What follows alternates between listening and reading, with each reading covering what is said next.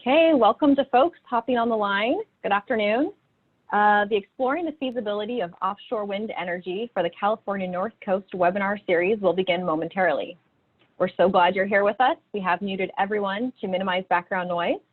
And in the next few minutes, if you wouldn't mind filling out the poll that's shown on your screen so we can get to know who is joining us for today's webinar, we would greatly appreciate it. Thank you.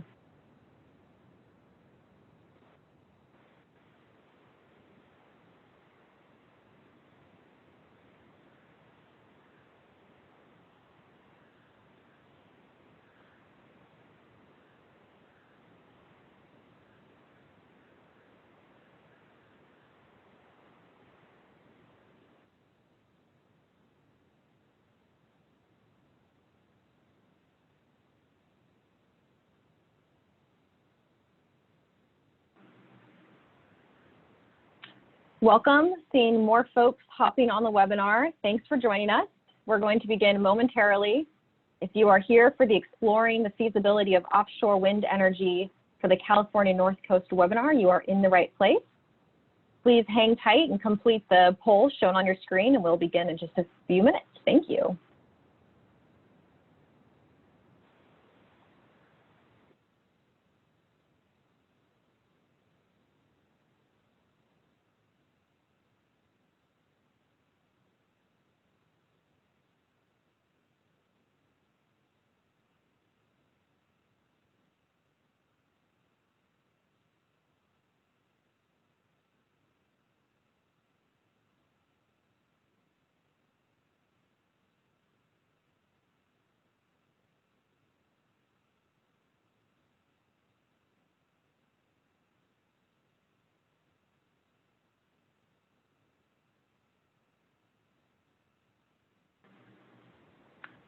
Welcome to the folks that are hopping on the line. The Exploring the Feasibility of Offshore Wind Energy for the California North Coast webinar, hosted by the Schatz Energy Research Center at Humboldt State University, will begin momentarily. We welcome you to complete the Zoom poll shown on your screen, and we will get started in just another minute.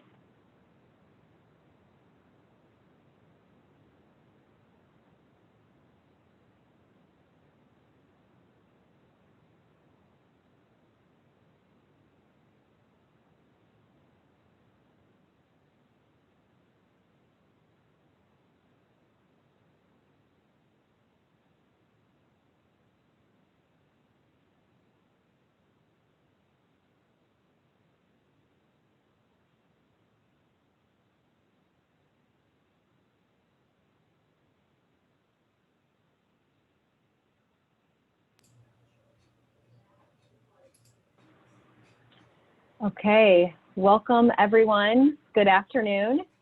My name is Sarah Shen with Strategic Earth Consulting, and on behalf of the Schatz Energy Research Center at the Humboldt State University, thank you so much for joining us for today's webinar.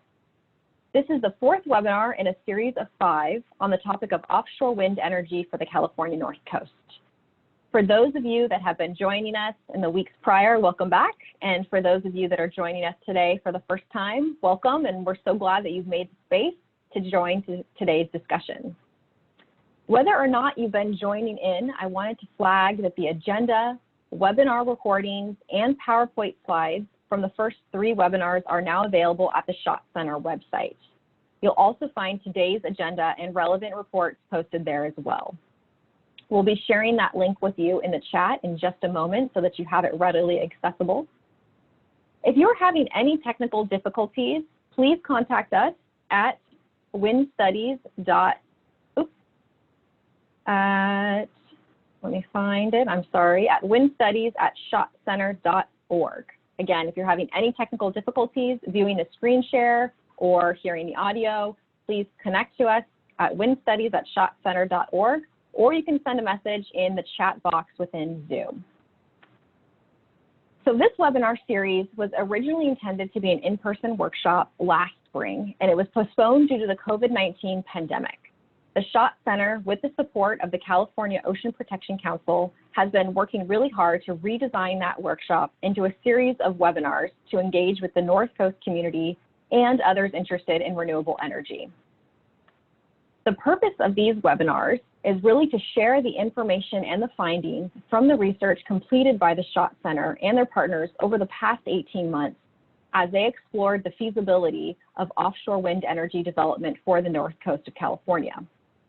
Each webinar focuses on a theme of that research and provides a very high-level overview of those key findings. There are more than 20 research reports that are published on the SHOT Center website that document the research and the findings in greater detail. So we really encourage you to visit the website and download and read those reports if you're looking for a more in-depth learning experience. We're grateful that everyone has joined us here today. We're really excited for the conversation that we're about to embark on together. But we did want to acknowledge that there's a lot of challenges currently facing our North Coast community, such as the ongoing fires. And so really, truly, and deeply, we're thinking of you and your loved ones and hoping that you're staying safe and sound. And to everyone else, we also acknowledge that there's the pandemic, homeschooling, racial justice reform, and quite a few other things that are going on. So again, thank you so much for making the time in your busy schedule to be here today for this important conversation. Strategic Earth has been contracted by the SHOT Center to help design and facilitate this webinar series. We will also be leading the development of a webinar summary that I'll speak to in a little bit.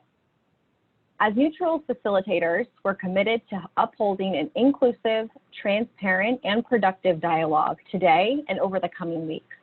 If you have any questions or concerns at all about how we're supporting this or future webinars, please feel free to contact us directly at hello@strategicearth.com. We will also send that link in the chat momentarily.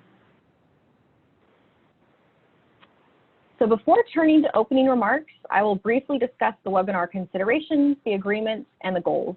And I just want to acknowledge that if you have been tuning along with us, some of this may be repeat, but we really thank you for your patience and your understanding because there are new folks to today's discussion, and it's important that we set these ground rules so that all know how to participate in the discussion. So again, if you're having any technical difficulties or viewing the screen share, the email is shown on the screen, windstudies@shotcenter.org, or send a message via the chat, and that's how we can help to work out those technical kinks. It's important to say out loud that this webinar is being recorded and closed captioned in an effort to increase accessibility and accommodate conflicting schedules. So we invite you to click on the CC that's shown on the bottom of your screen to enable the closed captioning, or you can visit the URL directly that will drop into the chat to view those captions. You probably have noticed by now that you are muted. All participants are muted and will remain on mute throughout the duration of the webinar, just in order to help eliminate background noise. We've modified today's webinar design in a few ways to reflect the feedback that we've been receiving from participants. Since today's webinar is focused on sharing a snapshot of the community perspectives related to regional wind and really providing an opportunity to learn of additional insights and knowledge from all of you, we want to be really clear in our invitation that it's not only your questions that you can share with us today, but your insights, priorities, perspectives, concerns, thoughts, whatever it is. We would love to hear what you are thinking and how you're feeling. So today, just want to be really clear in our invitation to use that Q&A box, not only to submit questions, but also comments or statements that you would like for us to share out loud. Given that we do have a large number of folks on the call, logistically, we're unable to open the lines and hear from folks directly. So we welcome your questions and your comments, again, using the Q&A within Zoom or by emailing windstudies@shotcenter.org. As we've done previously in other webinars, what we will be doing is taking those questions and those comments as they come in, and we'll be selecting a mix of questions and statements that reflect the diversity of perspectives and consider both the local and non-local voices that we have on today's webinar. We'll read out as many questions as we can, being mindful to stay within our allocated time frame. Based on the feedback surveys, to increase transparency, the SHOT Center is also going to provide a transcript of all questions and statements that are submitted during today's webinar, and this transcript will be made available to the public on their website. Importantly, and I'll say this again when we get there, questions and comments will be recorded anonymously unless you choose to include your name and/or affiliation alongside your submission. So if you type in your name or affiliation with your question or statement, you are giving consent for this information to be shared publicly. The SHOT Center also plans to develop a public-facing FAQ document following the close of the webinar series, where they will share the most frequently asked questions as well as their responses. And all questions that have been received, including those that we don't have time to get to and address out loud, will be considered during the development of that document. Today's agenda, as well as the 3 reports that are relevant to the discussion, have been posted to the SHOT Center website. And so today's webinar will focus on sharing information in the social impacts to other communities that experience offshore wind report, which is a literature review, stakeholder benefits and concerns, and subsea transmission cable stakeholder identification report. It's a mouthful. All 3 titles are shown on your screen, and we'll be dropping links to those reports in the chat momentarily. So again, today we're doing a high-level overview of some of the key findings within these reports, and we encourage you to check the website, download those reports, and read them for further detail. You will have your opportunity to share your feedback on your webinar experience with us later in the afternoon so that we can learn what's working well and what needs further attention for next week's webinar. All feedback shared will be anonymous, and again, we've really benefited already from the feedback that we've received, so thanks to all of you who have submitted that so far, and again, encourage folks that are joining us for the first time to send in your feedback so we can take it into consideration and make improvements. Okay, so the goals of today's webinar are to continue to engage with the North Coast community and others interested in renewable energy about the feasibility of regional offshore wind, to share the key findings from a North Coast community perspectives analysis conducted by the SHOT Center and research collaborators on the potential impacts and opportunities of offshore wind energy, to moderate a panel discussion with community members who represent a range of perspectives and interests in the topic of regional offshore wind, and to facilitate a Q&A and a community discussion with all of you to help learn of additional priority questions and concerns, knowledge, and perspectives. Being mindful of the large number of folks that we have on today's webinar, we will move forward with the understanding that everyone is agreeing to abide by the agreements that are shown on your screen. Thank you so much for your patience as I outline these. It's really important because we have about an hour for today's community discussion, so I just want to make sure that we're on the same page. So the webinar agreements are to listen to build mutual understanding, to openly discuss issues and ideas with others and respect the diversity of perspectives, to explore ideas where common ground is the goal, contribute to an inclusive and collaborative environment, speak openly and honestly, keep comments concise and focused, limit distractions and multitasking, address any concerns about the webinar with the project team via the chat or via email, and personal attacks and disrespectful behavior will not be tolerated. Okay, so I know that I spoke a lot up front. Again, thank you for your patience as we just went over the goals and some housekeeping items. I understand that the information may have been repetitive for some folks who have been joining us all along, but it's important to take the time to go over this information for those that are joining us for the first time. So thank you. Okay, so now it's my pleasure to introduce Mike Wilson, the 3rd District Supervisor for the Humboldt County Board of Supervisors and the North Coast Representative for the California Coastal Commission. Mike, welcome. Thank you for joining today, and please take it away. We'd love to hear from you.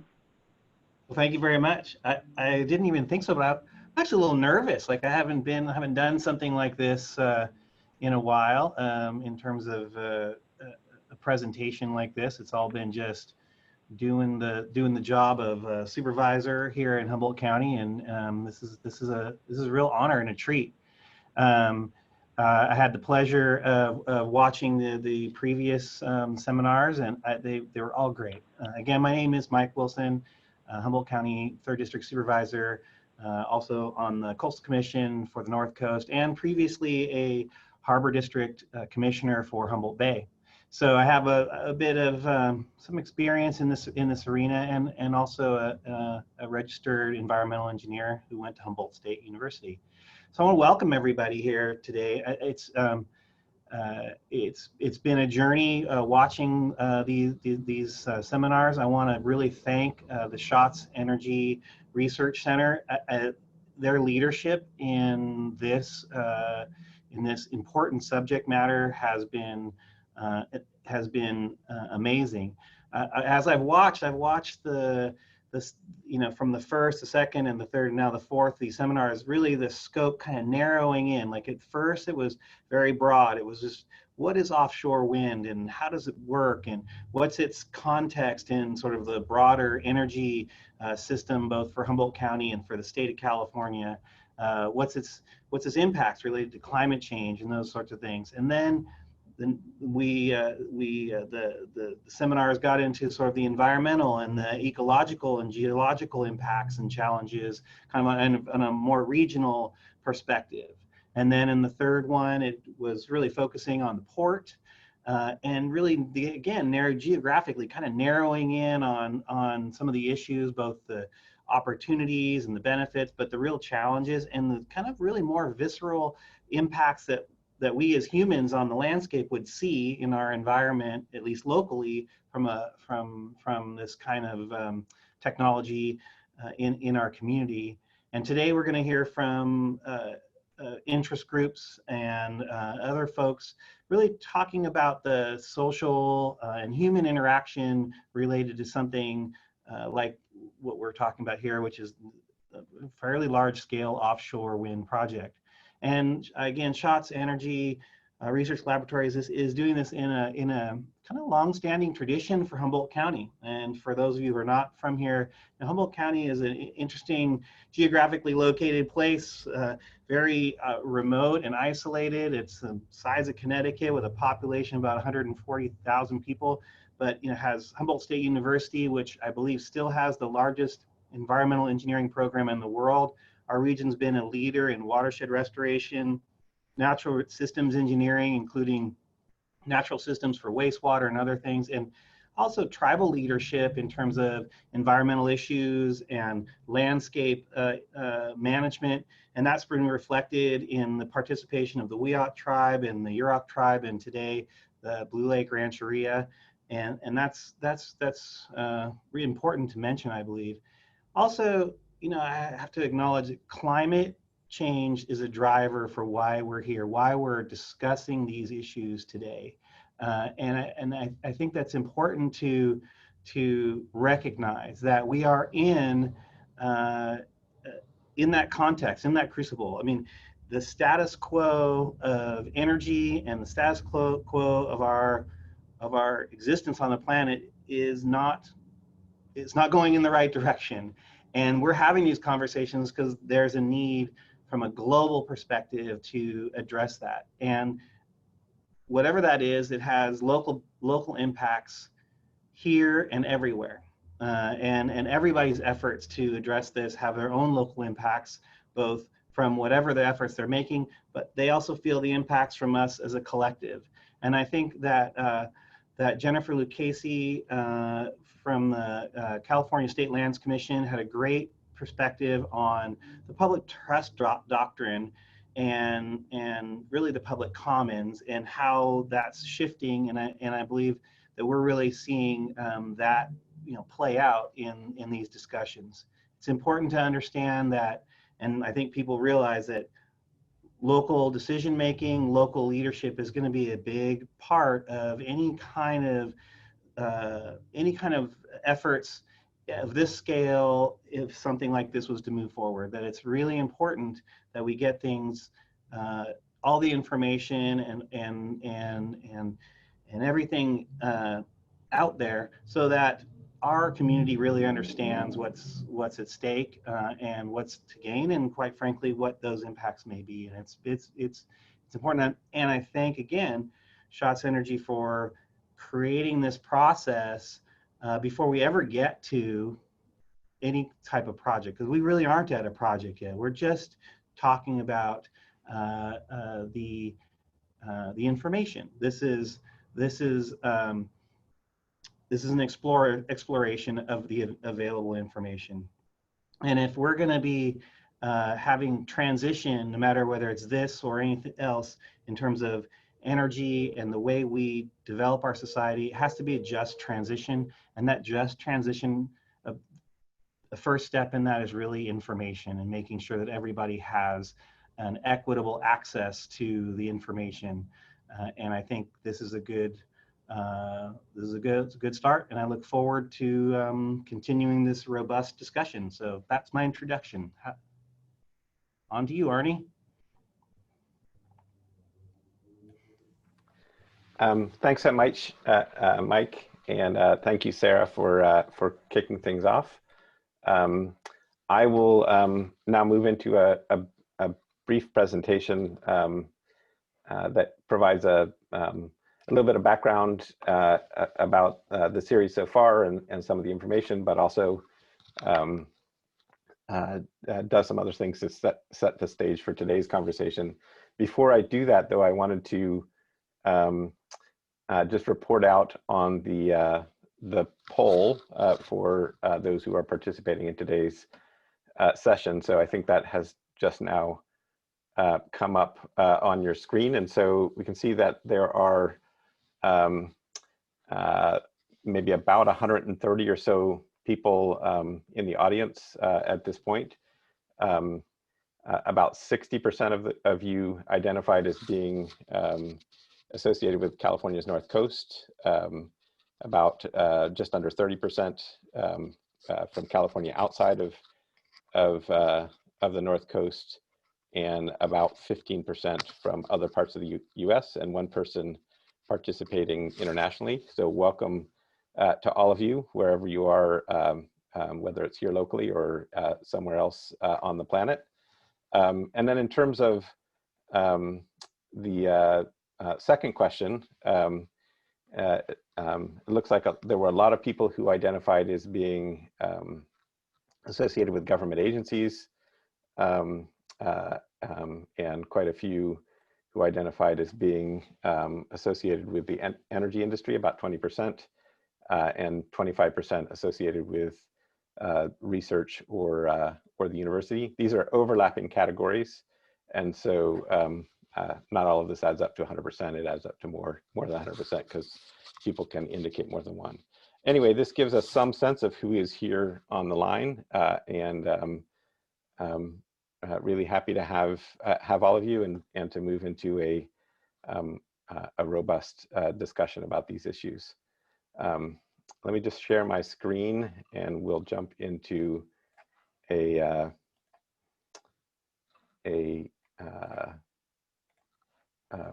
presentation. So I'm giving just a brief introduction and recap. As Sarah had mentioned, our team has been conducting an interdisciplinary analysis of the feasibility of offshore wind here on the North Coast, covering a range of different topics associated with that, shown here, at least in thumbnail version on the screen. And has been mentioned earlier, reports associated with that work are available on the Schott Center website. We've so far completed 20 of the 23 reports that we're planning to post, with 3 almost finished, and that we expect to be able to post very soon. And so there's quite a bit of information there. We realize that some of those reports are pretty dense, and so this webinar series, of which we're in the 4th, is an effort in part to share that information in a somewhat more digestible form for a broader discussion. And as it also has been mentioned, recordings of some of the prior sessions are available on our website. So if you missed any of the first 3, or if you know somebody who's interested in this one, but they're not able to join, recordings are available, and encourage people to watch them that way. I also want to mention that we have a 5th session coming up on October 19th. We've been doing these every Monday since September 14th, but we'll skip next week and we'll do the next one on the 19th. That one is currently titled Reflections and Next Steps. And really what we'll do there is a synthesis of a lot of the material that has been presented so far to start off, but then we'll spend a bit of time including some presentations from representatives from state and federal agencies to talk about some of the next steps that might be coming up, both from a research perspective as well as other next steps in terms of process associated with offshore wind. And then we'll have ample time for questions and answers with the agency representatives, as well as representatives from our team at the SHOT Center being part of that Q&A session with all of you who joined for that session. So really encourage people to join for that, which is that session, which is meant to wrap up discussion for the entire series. As I've done in prior sessions, I want to thank those who have funded this work. We've had funding from the Bureau of Ocean Energy Management, the California Ocean Protection Council, and the California Governor's Office of Planning and Research. Also want to thank team members. We've listed them here, both from the SHOTS Energy Research Center and more broadly from Humboldt State University, and our major partners in the effort, also shown here on the screen. This really has been a group effort over a period of about 18 months. So thanks everyone for the participation and collaboration as we work through this. As we've discussed in prior sessions,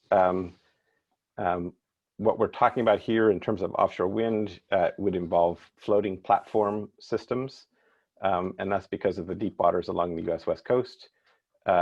Floating platform systems are an emerging technology. They've been demonstrated through installed systems in Europe, but they are very much at an early stage of commercial development compared to other types of wind energy systems.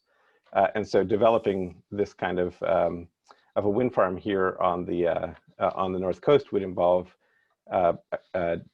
implementation of a cutting-edge, innovative technology.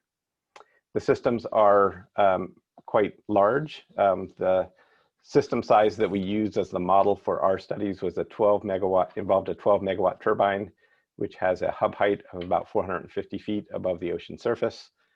Here in the diagram, we've included a humpback whale, which is about 43 feet long for scale. And so you can see that these systems are quite large. And in thinking about floating offshore wind systems, it's important not just to think about the offshore part, but also the land-based or onshore components of the system, including the cable that brings the power onshore, as well as transmission lines and electrical infrastructure onshore. I'll emphasize that this diagram is not to scale. The wind farm would be much further from shore than is shown here. And to give some sense of that, I'll show an image which is a visual simulation of offshore wind turbines. This is a simulation that was commissioned by the Bureau of Ocean Energy Management, and the simulation images are available through their website. And it shows what the wind farm might look like from, in this case, from Patrick Point. They're fairly hard to see, but you can see off on the horizon that there are, you could see turbines. And I think the takeaway here is that it will be possible to see some of the turbines, but just barely. They'll be fairly small on the horizon if you're here on land.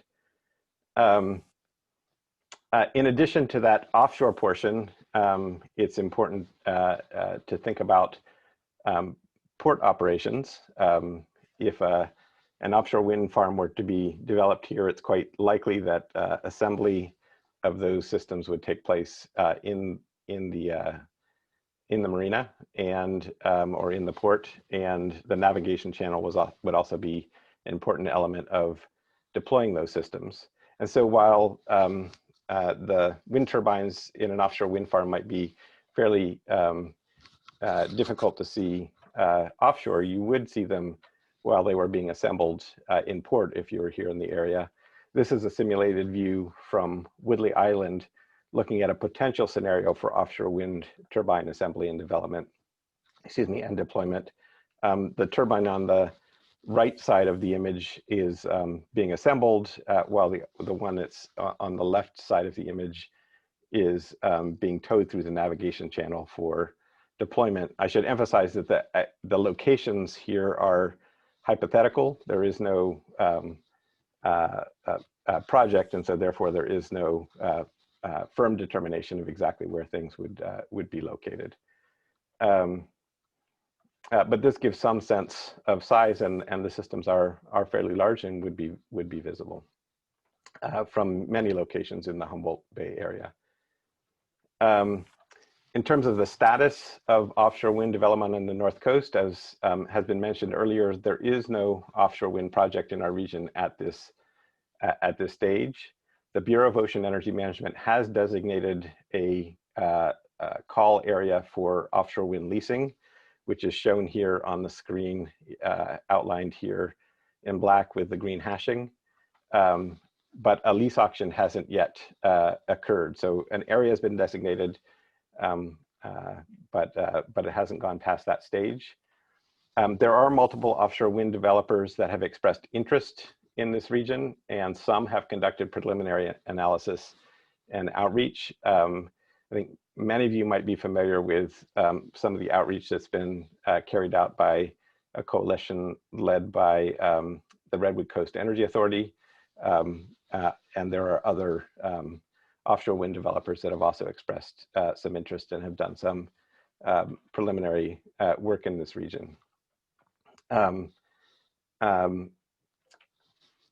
After the Humboldt Call Area lease auction occurs, assuming that moves forward, it might take a developer somewhere on the order of 5 to 7 years, or perhaps even longer, to receive all of the necessary permits and to build a wind farm. So having turbines offshore is not imminent here, but there are a number of upcoming steps that could shape the direction of how things go. And so it is, of course, important to pay attention. And we are, of course, conducting this feasibility analysis now with support from the state and the federal government to provide information both to those agencies, but also to the public more broadly and others who are interested. And we're trying to do this well before project or leasing before the leasing process or project activities begin, so that everyone can be more informed as we consider such a possibility. In proceeding with our analysis, we set up a set of scenarios. We looked at 3 different scales of offshore wind development. One involved a 50 megawatt wind farm that might involve 4 12 megawatt turbines, more or less. 150 megawatt wind farm that might be something on the order of 12 turbines, and then an 1800 megawatt project that would involve a full build out of the Humboldt Call Area that might involve something on the order of just over 150 turbines. We also looked at 3 different transmission scenarios, including looking at transmission overland to the east, overland to the south, and an undersea cable to the San Francisco Bay Area. And in terms of why we selected these particular scenarios, first, we focused much of our attention on the Humboldt Call Area in terms of the geography of where a wind farm might be located, and that was because that had been designated as a call area by BOEM. Second, we wanted to look at multiple scales of possible development. So we picked a 50 megawatt, 150, and 1800 megawatt to be able to understand the role that scale plays in everything from economic viability to job creation to the transmission requirements, to the port requirements, to the environmental impacts, and all other aspects, including stakeholder perspectives or community perspectives, because scale ends up being a very important dimension in thinking about how all of this proceeds. And so the scenarios were selected with all of that in mind. In the scenarios we studied, Humboldt Bay was the expected site for assembly and deployment, as well as maintenance of the offshore wind systems. And it's important to acknowledge and be aware that all of the activities that take place in the Humboldt Bay and the surrounding areas would take place in the ancestral territory of the Wiyot people.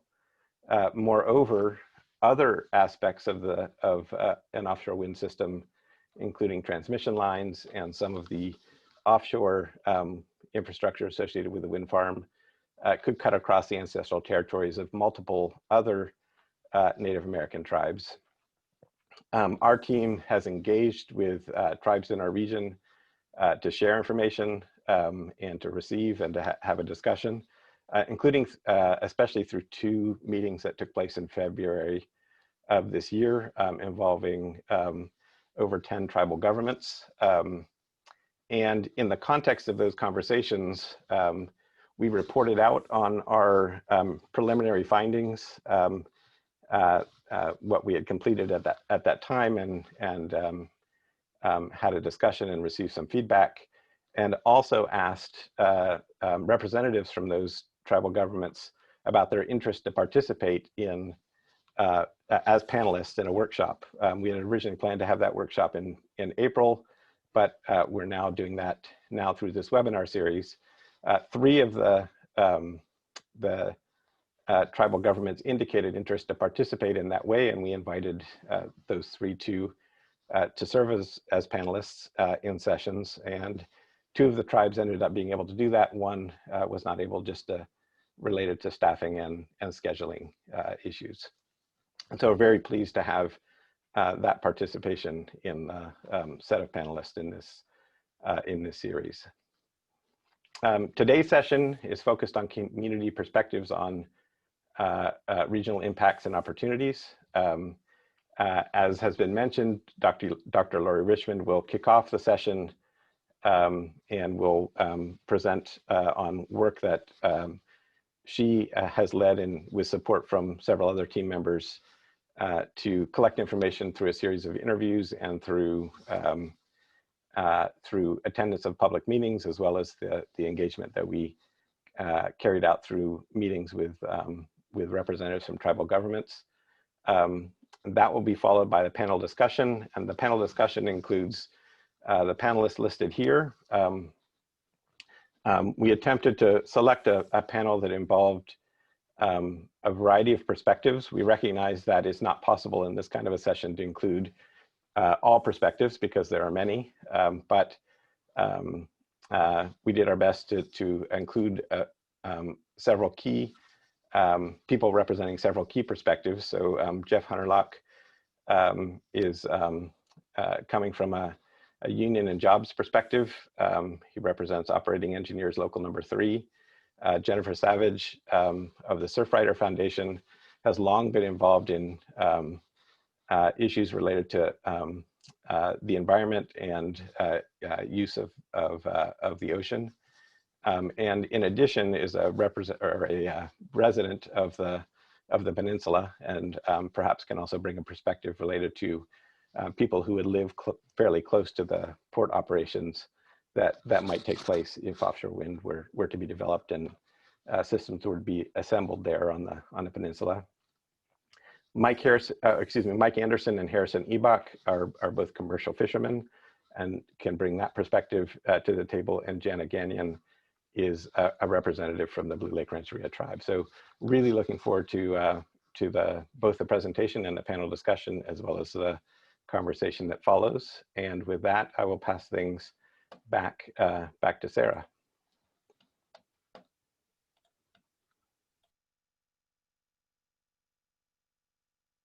But Arnie is the director of the Schatz Center. So thank you for those welcoming remarks and the presentation. And before turning it over to Lori, I also just wanted to mention that another number that may be helpful for the poll is that there's 40% of you who've identified as North Coast residents or businesses. So I wanted to share out that statistic as well. Okay, so I'm going to screen share very briefly.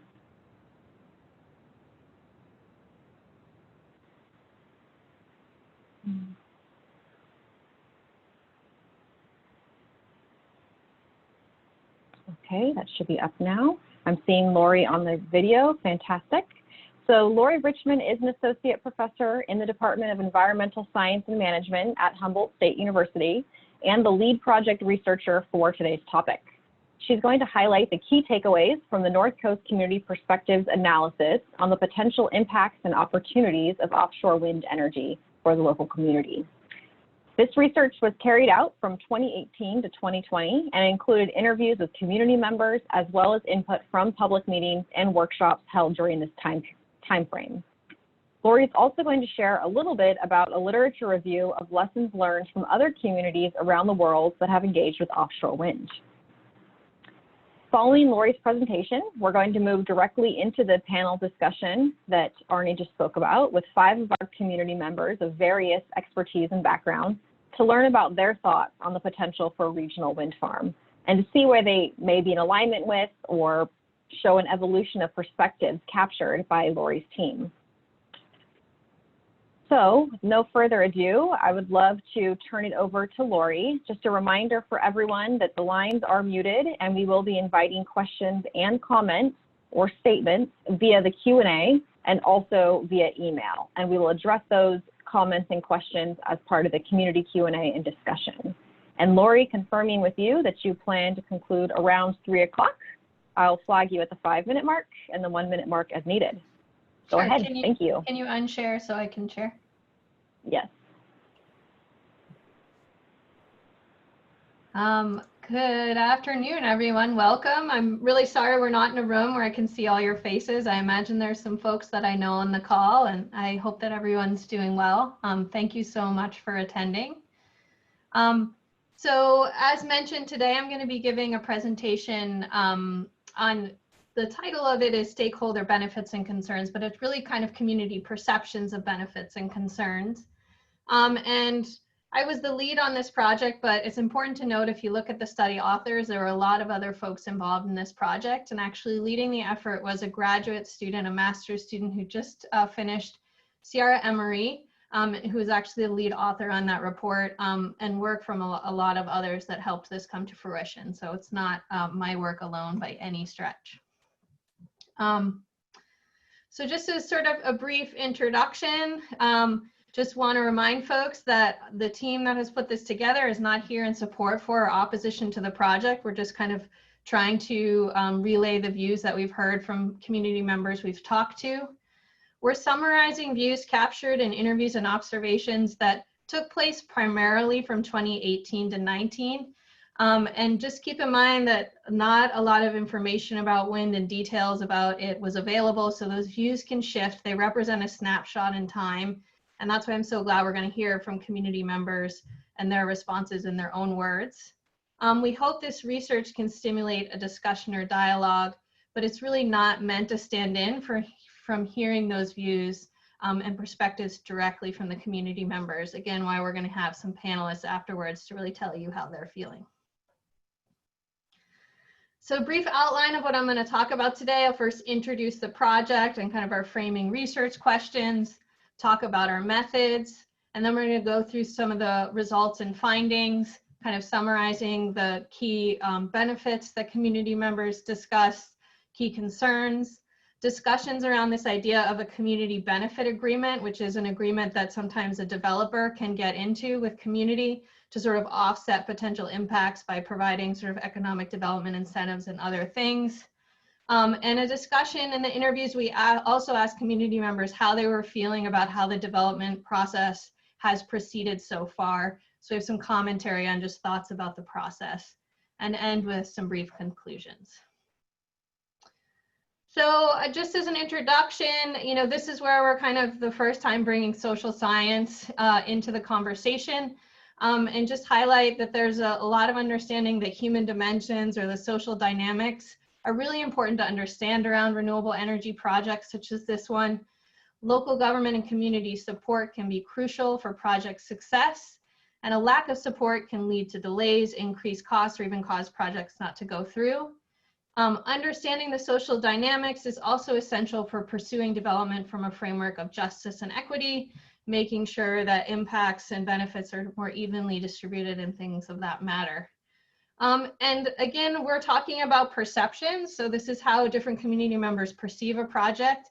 And I'm just going to highlight that scholars frame that perceptions really do matter. It's important to understand that community dynamic, and it can inform courses of action and sort of how to proceed. And so this is an important piece of data, even though it's perceptions. So we, with our data, we basically try to answer 2 research questions. The first was, how do stakeholders, or those who are connected or have some vested interest in the outcome of the project, perceive potential offshore wind energy in Humboldt County? What do they view as potential benefits and concerns? And what are their perceptions of potential community benefits packages or agreements? And we also asked how these stakeholders have perceived the development process as it's happened so far in the discussion. So a little bit overview of our methods. Before we started this project, we conducted an extensive literature review looking at the social dynamics surrounding offshore wind projects that have been undertaken or attempted in other locations. And we looked at both US and European cases and sort of summarized those findings in a report. In addition, we conducted what is called participant observation, basically attending, immersing, and taking notes and understanding kind of what's happening in this realm. And this meant attending 14 public meetings and 2 industry conferences to look at how community members are engaging with this process. We also conducted document review and analysis, so government documents that have been produced on the process, but also community letters and comments that have been submitted, and sort of analyzed those to see community perceptions as they were occurring. And we conducted semi-structured interviews with stakeholders. Semi-structured means we have a list of questions, but the questions can vary and change depending on what the person you're talking to says. So there's a little bit of flexibility in it. We conducted 41 interviews. These were in 2018 and 2019, so keep that timing in mind. Perceptions can change as information changes, and they can change over time. So this really is a snapshot look at where the community was at. In addition, as Arnie mentioned, the SHOTS lab has been involved in tribal engagement and held 2 meetings. The first was in connection with the California Energy Commission Tribal Outreach Meeting, and the next was a presentation at the North Coast Tribal Chairpersons Association. Both involve SHOTS sharing preliminary findings and sort of gathering perspectives and sort of interests. We gathered all of this data together and we conducted what's called qualitative data analysis. So we have a lot of text, and using a software, we analyze the data for a certain number of themes to uncover patterns that are occurring in the data and how frequently they're occurring. And you'll see some graphs from that result in a little bit.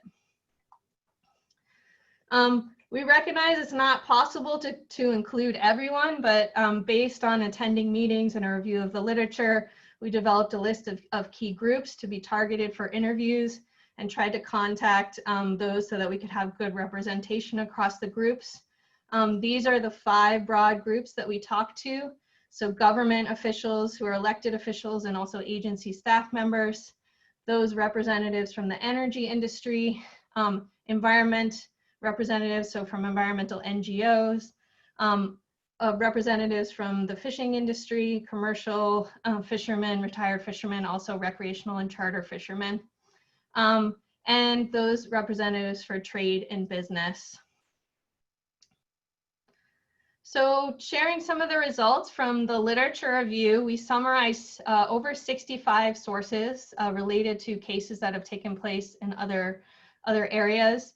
And a quick overview, we ended up gleaning 11 key lessons from this review surrounding the social dynamics of offshore wind. I'm not going to share them all with you today, but a couple of really important ones that stand out is the importance of effective stakeholder and public engagement, both early and often throughout the process, including effective and honest communication, trust in the process being really important, so taking steps to sort of build trust in the process and the implementing entity, and a preference for more local involvement and control in how these processes occur. We noted that fishermen can experience a range of concerns from offshore wind, not just lack of fishing grounds. There's some other concerns to be considered. And all of these cases too reveal the importance of Native American tribes or indigenous groups have a unique legal, political, cultural, and historical connections to these ocean and coastal spaces. And so that highlights the importance of meaningful collaborative consultation and engagement being really crucial. So now I'm going to describe some of the key benefits that we heard related to the study. And so this is a sort of a frequency graph you'll see of the 41 folks we interviewed. We talked about the number of interviews that brought up a particular benefit or a particular concern. And so this is a list of some of the top ones that came up during the interviews we conducted.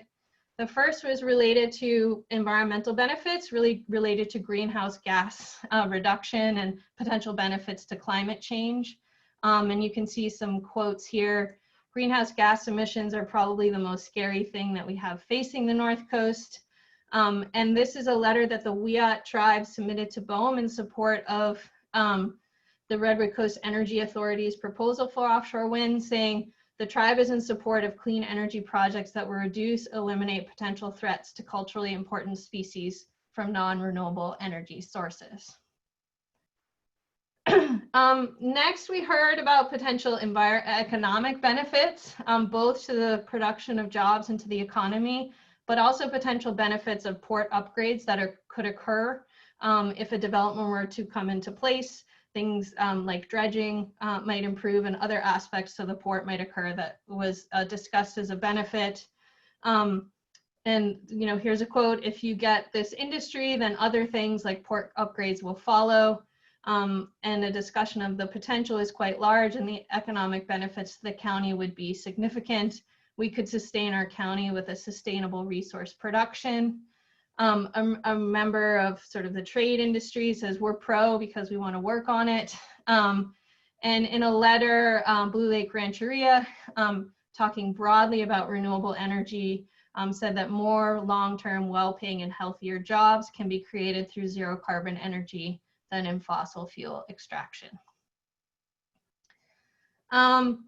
There also were a couple of other benefits discussed. I'm not going to go into detail, but the potential benefit for energy independence and local control, that sort of Humboldt County could have more control over their energy, especially as sort of these shutoffs have occurred and different things. The idea that offshore wind might have less visual impacts compared to on land installation was cited as a benefit, and the potential for fish attraction to devices out in the ocean. So moving on to concerns, you can see the top concerns that were expressed in the interviews that we conducted. The highest concern that we heard, 35 of the 41 people we interviewed mentioned concerns related to environmental impacts. And we actually drilled down a little bit into that, to the different type of environmental impacts that individuals expressed concerns about. And those are impacts to mammals, marine mammals specifically, fish, bird species, just general environmental impacts, and also some concerns about land-based or transmission upgrades and how that would affect the environment. The second most commonly cited concern was impacts to fishermen and the fishing fleet. 32 of the 41 people we interviewed expressed this concern. It's important to note that we didn't just hear this from fishing representatives, but sort of across the board of categories, there is a concern locally about how the fishing fleet might be affected. We can drill that down a little bit into some potential concerns discussed. First is the potential for loss of ground. So if wind turbines are in an area that you can't fish around, that is less ground that fishermen can fish at. And that can lead to crowding because they have to move out into other areas, and so you have more fishermen in other areas. Also concerns about if there's a cable running to shore or anywhere else, if fishing would or would not be allowed, and some concerns if fishing wasn't allowed, that is could be some important grounds that are lost as well. Concerns about displacement in the bay and safety around use of the bay with having a new industry that comes to use the bay. The first concern in this is the idea of the harbor entrance, which is sort of the entering and exiting. During winter and high seas, that can become really dangerous. And so this concern, if there's a lot of vessel traffic, that could make that area less safe. And concerns that if this industry uses a lot of land resources around the bay, that could encroach on working waterfront space for gear storage and other uses for the fishing community. And there was just some concerns too around mobilization of the fleet and having a voice. Fishermen expressing that they feel like they're always sort of left to the wayside in processes like this and wanting to sort of be active and to be considered and heard in the process. Another concern brought up was impacts from a land-based transmission upgrade, and also just linked to this concern was a question of scale. How big does a project get? Are we making energy locally? Are we exporting it out? And some expressed sort of more desire for that smaller scale. One of the fishing industry representatives we talked to said, the great curtailment of a timber industry that ran roughshod over the community for a number of decades, there's this idea that we need to reinvent ourselves, and maybe that reinvention is really that all industries are boutique here. We don't do anything on a big scale, and the one thing that we do have here that is on a big scale is making sure that we survive. Some other concerns that were brought up is the cost of energy. Is this going to make energy more expensive? Land-based impacts from the development, and cultural impacts. I will note that tribal perspectives were captured in a different process. So cultural impacts likely is a much more important issue than is being captured in this particular graph. So for tribal perspectives, the California Energy Commission has engaged in some meeting with tribes, and Thomas Gates, their tribal liaison, released a report summarizing those concerns. These bullet points highlight some of the concerns that were mentioned from tribes, religious and cultural impacts and concerns, worry about environmental effects and impacts to future generations, among others. Tribes also in meetings expressed interest in potential benefits of offshore wind, including to the environment and to the economy and jobs. And we heard in the meetings interest in further engagement to gain more information, to contribute to better capturing of tribal views on offshore wind, and to engage with and inform regional decision making. So we also asked participants what they thought about community benefit agreements and what they would like to see in a potential agreement should it come around. Fishermen had a lot to say about that they would prefer no project, but did express interest in engaging with conversations around this agreements. This quote said, you know, you've got to get these folks in line with the concept of you pay to play.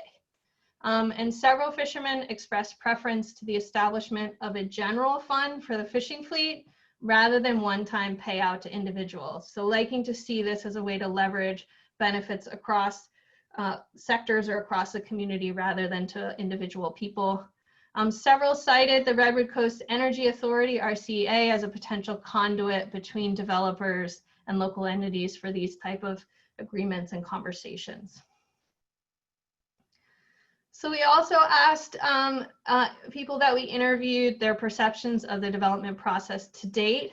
We heard a lot of concerns about how the process has been proceeding, some related to clarity, transparency, and trust, a sense that some of the figures have been overwhelming and a bit confusing. There's flow charts and things, a lot of things floating around. Confusion about the different leasing processes. So there's a BOEM leasing process, and then the Redwood Coast Energy Authority submitted an unsolicited lease, and there's a lot of times people were confused about which was which. 14 interviews specifically cited lack of transparency or lack of trust in the process. and there was an expression of a desire for a local and community-based process. There were tribal concerns expressed on process in the meetings and in public meetings in general. An expression from some that adequate tribal consultation has not yet occurred. The notion that they would welcome ongoing engagement. And the WIAT letter, tribe letter submitted to BOEM said direct community involvement and local stakeholder support are essential to the viability and success of an offshore wind project. We asked what folks would like to see in a process going forward, and we heard a desire for a process that's open and transparent, accessible to the public, and really community-based. And even heard this from the developer side. Someone from the energy industry said, we're aiming for a barista, hotel clerk, waiter, waitress kind of grassroots movement in support of offshore wind. So to kind of summarize what we've heard here today, just note that information on stakeholders' perceptions is really important. And a literature review reveals that it can be a really big driver in the process, how folks are feeling about it. There are some areas for work or recommended next steps. These aren't things SHOTS is necessarily funded to do, but I think they're, we captured a small snapshot, and there certainly could be work done to update this over time, include additional tribal perspectives, and within that sort of more of an understanding of cultural resources. And what we noted was some key benefits expressed by the community or to the environment, specifically around climate change and greenhouse gas emissions, jobs and port development, and some concerns around the environment and the fishing industry, and of course the several tribal concerns that have been listed so far. And I think overall we see that scale and process really matter to this community, that attitudes might change for a larger scale installation. So really some questions about scale could really shift how people are engaging with and viewing this project. There is a strong community ethic and value towards a project with local control. I think that was expressed in many interviews, and a desire for greater transparency and inclusion in the process. So quick acknowledgements, as already mentioned, this specific study was funded by the Ocean Protection Council. Want to thank the research team, especially Ciara Emery, who led this effort, did the majority of the interviews. Laura Casali, a research assistant, also did a portion of the interviews. We'd like to thank everyone who agreed to be interviewed and share their perspectives. We're so grateful for you contributing your time.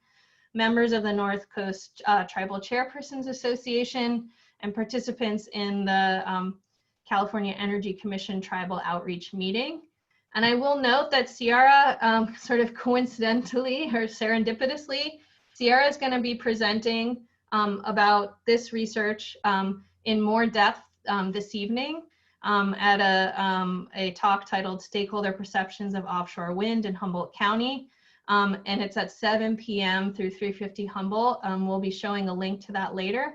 But she's going to be talking about her master's research, and it'll be a more lengthy presentation. So if you're interested in hearing more, you can plan to attend that. And at that, I think I'm done. Presentation. Okay. I'm just going to screen share for a moment. And I may have still been on mute. I was saying thank you, Lori, for a fantastic presentation. Okay, so we are honored to have with us five members of our local community as panelists today who are willing to share with us what excites them, what makes them nervous, what they want to learn more about, all in relation to a regional wind farm here for the California North Coast. So I would like to welcome our panelists and then proceed with our panel discussion. So welcome to Jeff Hunterlock, District Representative from District 40, Operating Engineers Local Number 3. Jennifer Savage, California Policy Manager for Surfrider Foundation. Mike Anderson, Commercial Fisherman. Harrison Ibach, President of the Humboldt Fishermen's Marketing Association. and Jana Gagnon, Sustainability and Government Affairs Director for the Blue Lake Rancheria Tribe. So thank you to all of our panelists for being here today. As a reminder, I will present each of you with a question and ask that you kindly limit your response to about 4 minutes. I will find a suitable place to interrupt if we're running tight on time and we need to move on to the next panelist. So thank you in advance. We just want to make sure that we can hear from everyone. I would also welcome you at this time to turn on your videos for the panel discussion and the Q&A and discussion that will follow. It's always a lot nicer to see faces as we have a conversation. And just a final reminder to please keep yourself on mute until I come to you with your question. Fantastic. I'm seeing everyone's videos coming up. Okay, almost there. So as folks are getting their videos up, I will get started with Jeff. So Jeff, given your role as the Union District Representative, what are your hopes and concerns in relation to offshore wind development on the North Coast? And if offshore wind development does proceed, are there actions that developers or the state can take to facilitate the creation of local job opportunities? Hi, thank you for the opportunity to be part of this discussion. My name is Jeff Hunterlock. I am the district representative for the Operating Engineers Local 3. We represent about 39,000 members in 4 different states, California being one of them. I'm also the Secretary Treasurer for the Humboldt Del Norte Building and Construction Trades, and that makes me a delegate to the state building trades. Moving on here, as a district representative for the operating engineers and a delegate, my hopes would be to create opportunity for local jobs, for local people on the North Coast. In fact, the operating engineers has teamed up with Brightline Defense and Environmental California to help bring offshore wind to the North Coast. Currently, many operators, the guys that work with the on equipment, running equipment, building bridges, roads, installing solar, and we do environmental cleanup. That's what an operating engineer does. And the workforce to work with other communities, they're forced to work in other communities like the electricians and sheet metal workers and all the other tradesmen that are delegates to the building trades. There's just not enough work here in Humboldt, Del Norte County for everyone to earn a living. If offshore wind were to take off, it will require skilled labor. Construction of the wind turbines, the port revitalization, and updating the transmission lines. Long-term, these types of projects could create sustainable jobs in construction, manufacturing, and installation of the offshore wind, floating wind farms. We would like to see the work done in an environmentally and safe manner for the future of our community. And that leads us into the second question. Developers and the state can facilitate job creation by collaborating with the state building trades for local community agreements or project labor agreements. These agreements are used on small to medium to large projects that have language to use for goals in it as local hire from local communities and targeted disadvantaged groups in this area of Humboldt County. This partnership between local communities, the developer, and the state building trades can solidify requirements on wages, skilled labor standards, and safety work standards. Also, provisions in these state policies create direct local investment opportunities that will allow businesses to have a stake in our local economy and for our local residents. Sure, not all positions can be filled with local residents due to skilled labor requirements. Requiring these skilled laborers are very technical and need to be schooled in the source of that connection to do these projects. But with the partnership between the developers and the state building trades and local governments, local community, We can incorporate California approved apprenticeship, local business enterprise, and disadvantaged business enterprise to promote equality across Humboldt County in these projects. In closing, I'm not just a union rep that supports careers with benefits for all. I support offshore wind because of our environment and pre-apprenticeship and apprenticeship programs for all tradesmen. But I'm a hiker, a fisherman, and I really truly believe that we can get something done here in Humboldt County. And I think it's to the benefit for Humboldt County and for our environment. Thank you. Thanks so much, Jeff. Jennifer, as the California Policy Manager for the Surfrider Foundation and a resident of the Humboldt Bay Peninsula, what are your thoughts about offshore wind development, both for the wind farm itself and for the infrastructure and activities in the harbor? What information would be most helpful for you and your constituents to inform your perspective about offshore wind? Thanks, Sarah. Well, first, I want to say that I'm happy to be here, and I do live in Manila. I'm out here on Wiat land, and I've been here for just over 18 years. And before I launch into answering that question, I wanted to acknowledge what Jeff had to say. You know, people tend historically to pit the environment against the economy, the environment against jobs, you know, and we've seen here in California how untrue that the idea is that you can't have both. And so I think it is just really important to affirm that if people don't have living wage jobs, that's not good for anybody. Like, people need to be able to pay their bills and get health care and all those things. So I just wanted to give a little extra attention to that fact. In regards to your question, you know, when it comes to offshore wind development and to renewable energy in general, we know we need to break our reliance on fossil fuels. We know that we need to embrace sustainable ways of powering our lives. We also know that we're already way behind in doing that. The climate change crisis is certainly a powerful argument to push forward all possible renewable energy projects as quickly as possible. And many people would say that any negative impacts pale in comparison to the existential threat of climate change.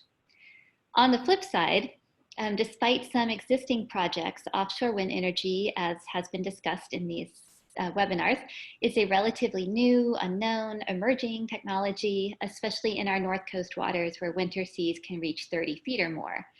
And that's just now. With climate change, you know, the seas will only get more dramatic because we'll have increased storms, we will have sea level rise. So any planning really needs to take those things into consideration as well. And with all that in mind, we have to ask, you know, will the benefits be worth the change and the potential harm to the area's ecosystem and to the human communities here? Lori clearly touched on many of the questions and concerns that the community has, some of which I will echo. I'll try not to be too repetitive though. But you think about the ecological impacts, and in addition to that, some things that come to mind as far as what we need to know. I mean, there's a lot of questions about feasibility. The lack of transmission lines continue to be a hurdle hard to imagine overcoming. A 200 square mile wind farm would power 4% of the state's energy needs, which could be a lot, or, you know, maybe isn't a lot. It depends on who you ask, and the, you know, what other options are out there. But that would cost up to $400 million. So where would that money come from, and how would Humboldt County residents benefit? And are we concerned about the fact that oil companies, who are not exactly known for being environmental stewards, are largely intertwined with offshore wind companies? So, you know, there's that. There's also concerns about potential impacts, as Harrison and Mike will talk about, to open ocean fishing grounds. And assuming an assembly operation is built inside the bay, you know, it makes me think, like, well, how will that and the towing out of the turbines affect recreational users inside the bay? What would this mean for the harbor entrance and potential user conflict there? And then how would this all affect peninsula residents who have already long experienced the negative impacts of industry, but have thus far lacked any of the benefits, such as robust community services or political influence? This is especially relevant if you consider everything else that's going on out here. There's an exponential expansion of housing in Samoa. There's this big fish farm that's being proposed. This is all on a spit filled primarily with low and lower income residents who have no or minimal bus service. There's no bike lanes, there's no bay trails. These communities will have to absorb more traffic and more industry. And what will that mean? And how will the county look out for the residents out here? So that's a lot, I know, and a lot of what might sound like skepticism, but there's so many questions. I mean, even imagining the turbines being built and pulled in and out of the harbor entrance, I mean, if I have my numbers right, and I did do my research, you know, they're over 3 times as tall as the pulp mill building. So that's huge. I'm not saying it can't be done. We have all kinds of just incredible infrastructure projects in this country and around the globe. But I think that people really want to have a deeper understanding of what this will really look like, how much space it will take up. But I was trying to get to my shorter and optimistic summary, which is that we absolutely do need to transition to renewable energy. It's just that it has to be carefully planned, thoughtfully designed, inclusive of the community, and a fully transparent process. So thank you. Thanks so much, Jennifer. Harrison, as president of the Humboldt Fishermen's Marketing Association, what is your perspective about the possibility of local offshore wind development? How might the development of an offshore wind farm in the Humboldt Col area, which is 20 to 30 miles offshore, affect the local fishing industry? Thank you, Sarah, very much for having me here today. I appreciate the chance to speak. I'm going to echo, I guess, first and foremost, thank you very much to Lori. She did a very good job touching on many things that I'll also be touching on, and also not to echo too much on what Jennifer has said as well, which I definitely support with as well. But I mean, I guess I can first and foremost say that I believe that fishermen are not against renewable energy, just as Jennifer has said.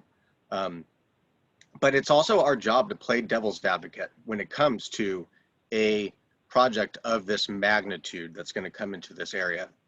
And if you're to ask fishermen what they really think about this project, I think you might find that most fishermen will oppose this project. But that opposition really derives from the many concerns we have about the impacts from this project. Some of those impacts are pretty definitive. Some other impacts are also somewhat unknown. Obviously, the most definitive impact would be a loss of fishing grounds, as Lori has touched on. I think a lot of people don't know and or realize that if you take a map of the ocean, a lot of people think that we can just go fishing everywhere in the ocean, but that's really not the case. If you're to take a map of the ocean and you're to draw out the rockfish conservation areas that we can't fish and the essential fish habitats that we can't fish, the marine protected areas that we can't fish, and I mean, there's a laundry list of other areas. So in reality, it's not just this giant open ocean that we can go fish, and we really can't afford to lose any more fishing ground. And that's obviously one of the more definitive impacts. But there's also the unknowns that are of great concern as well. This electric magnetic field that could potentially be coming off of this project. I mean, what could that potentially, like, what's that impact to wildlife and the environment? Is that going to impact potential migrating salmonids up and down the coast? Can it potentially impact marine mammals such as whales, such as sea lions, pinnipeds? I mean, we don't really know. And then, you know, another unknown potential impact is, you know, we as fishermen really understand the force of Mother Nature up here, which Jennifer touched on as well. Is it really going to be able to handle what Mother Nature has to offer up here? I mean, we have a series of storms that are just unbelievable. Last year, November 2019, we had a storm come through that had sustained 50 knot winds, and also a single wave that was recorded at 74 feet. That was off the coast of Eureka right here last year. So, you know, we just have these concerns. And when it comes to that, being actually able to handle the weather up here, you know, we have a really hard time anchoring down our Coast Guard buoys. We lose our Coast Guard buoys and our weather buoys every year. And when we do lose those buoys, they never reuse the old anchoring system, the mooring system. And that's another one, the decommissioning of this potential project.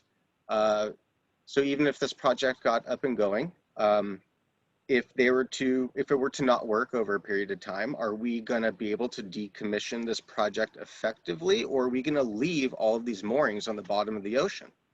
That being said, there's an upcoming, I'm not sure if everyone knows, but there's a LiDAR buoy that is planned to be put out here. The LiDAR buoy is a buoy that is going to be put off of our coast, roughly in the call area. And that buoy is supposed to monitor the weather conditions for the next couple of years. And even the LiDAR buoy has already been permitted to decommission in place, which means that when they're done with the LiDAR buoy, they're gonna leave behind 11,000 pounds of mooring material. So, you know, it's just, these are our kind of, and if they could, obviously it's a lot of unknowns. And so it's the unknowns is what creates a lot of opposition, but also at the same time, you know, we as fishermen, we're not against renewable energy. We're against permanently losing fishing opportunity.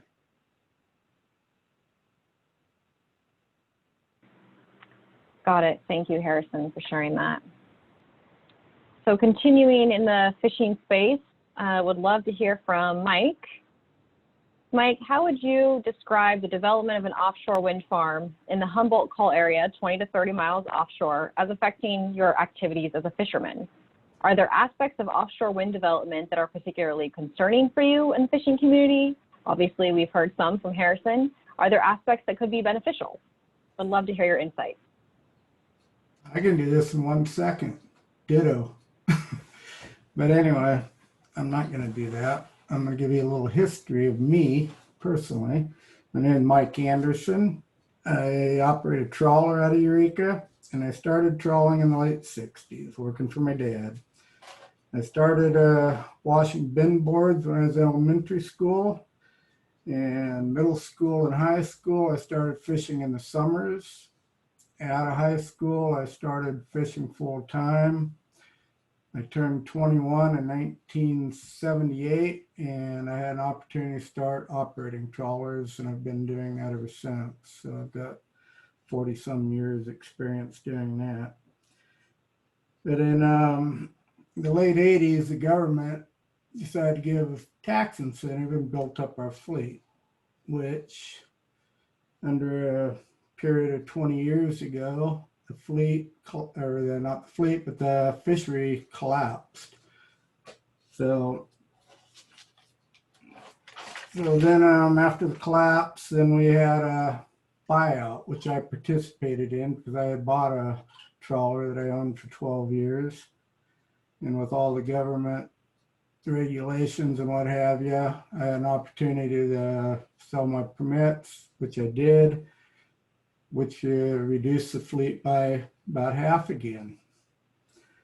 And then after the buyout, we had gear restrictions, we had monthly quotas.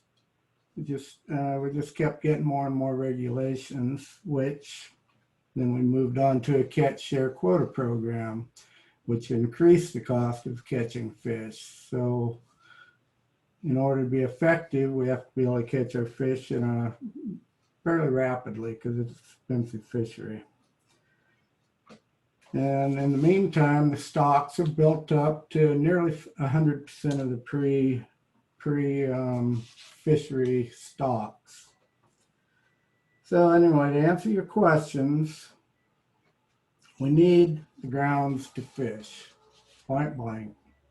We've got, just like Harrison mentioned, we've already lost so much ground to fish, and trawlers are deemed year-round. But with that being said, we're also seasonal because different times of the year, fish move and we have to follow the fish. So anyway, the call area we're talking about is the springtime is the spawning grounds for the Petrali sole and the Dover sole. And it's right in the heart of it. And the Northern California fishing grounds are some of the most productive fishing grounds on the West Coast. I'll use Dover sole for an example. 65% of all the Dover sole landed this year out of 8 million pounds have been landed in Eureka. And that would be a huge take. And the reason the Dover sole is what's fished the heaviest is because of marketability. I mean, we've got a lot of grounds on the inside that we just don't fish very much because the market for the type of fish that's there isn't real lucrative. So for a wintertime fishery and a springtime fishery, it'll devastate the trawl industry, at least the trawl industry in Northern California. And if the trawl industry is devastated in Northern California, that's what keeps the doors open for Pacific Seafood. And if Pacific Seafood closes their doors, there's a lot of fishermen have no place to sell their fish. I mean, they're the last large fish buyer in Eureka. So I see no benefit for me personally or any other trawler as far as the wind farm would relate. And so I guess if you had any questions, I guess you can answer. You can ask. I'll try to answer. And anyway, I just want to thank you for your time. I want to thank you for letting me speak. And I hope I could be of a little bit of help. Thank you. Thanks, Mike. I'll speak for me, but hopefully all of us. It's very great to have you and hear your perspective. And we will come to those questions in just a little bit. We have one more panelist, last but certainly not least. We'd love to hear from Jana. Jana, welcome you to turn on your video as you're comfortable. Given your role as a representative of the Blue Lake Rancheria tribe, what is your perspective regarding offshore wind development in the region? If offshore wind development is to proceed, what are your thoughts on how to maximize benefits and minimize negative impacts to North Coast communities? Sure, thank you. I just want to do a quick check. Is my video showing on? Yep, we can Okay, hear you and see you. Okay, so I'm going to come at this from a slightly different perspective, and I want to start with a quick background. So with expert partners, the Blue Lake Rancheria tribe has built several climate smart microgrids. And these energy projects have proven to lower costs, create jobs, increase power reliability, and reduce greenhouse gases all at the same time. And partially because of this work, again, with our local expert partners and other regional projects that have followed from that, Humboldt is now internationally recognized for its microgrid expertise. The North Coast has a legacy of energy innovation here. Solar panels, LED light bulbs, hydrogen vehicles, low carbon microgrids, a community choice energy program to achieve economies of scale. This local energy innovation has created really economic, environmental, and social benefits. Humboldt County, as we've heard, could become the first West Coast hub for offshore wind build out. But that means it could also become the first deeply carbon negative region in the United States. And there are benefits to being first. Even the tribe's small energy projects have generated over $30 million in economic benefit conservatively in the last 4 years. We attracted outside funding, and those dollars are in circulation here. We launched wraparound initiatives, workforce development, STEAM education, others, and each of those bring additional investment. It's a virtuous cycle. And this experience demonstrates what offshore wind could mean at a larger scale for the region. A National Renewable Energy Lab study estimated that offshore wind can create 6,000 jobs and a GDP benefit of upwards of $3 billion a year in California. But though it's at a larger scale, and though there are a lot of things to look at, as we've heard in this webinar and others, it's really not intimidating. As Supervisor Wilson detailed, we have local expertise and capacity. The floating aspects are new and need to be proven, but there's also international research on the benefits and impacts. And those, combined with this latest research on the North Coast's unique environment and specifics, give us a running start on how we could deploy this with maximum local benefit and least conflict, hopefully.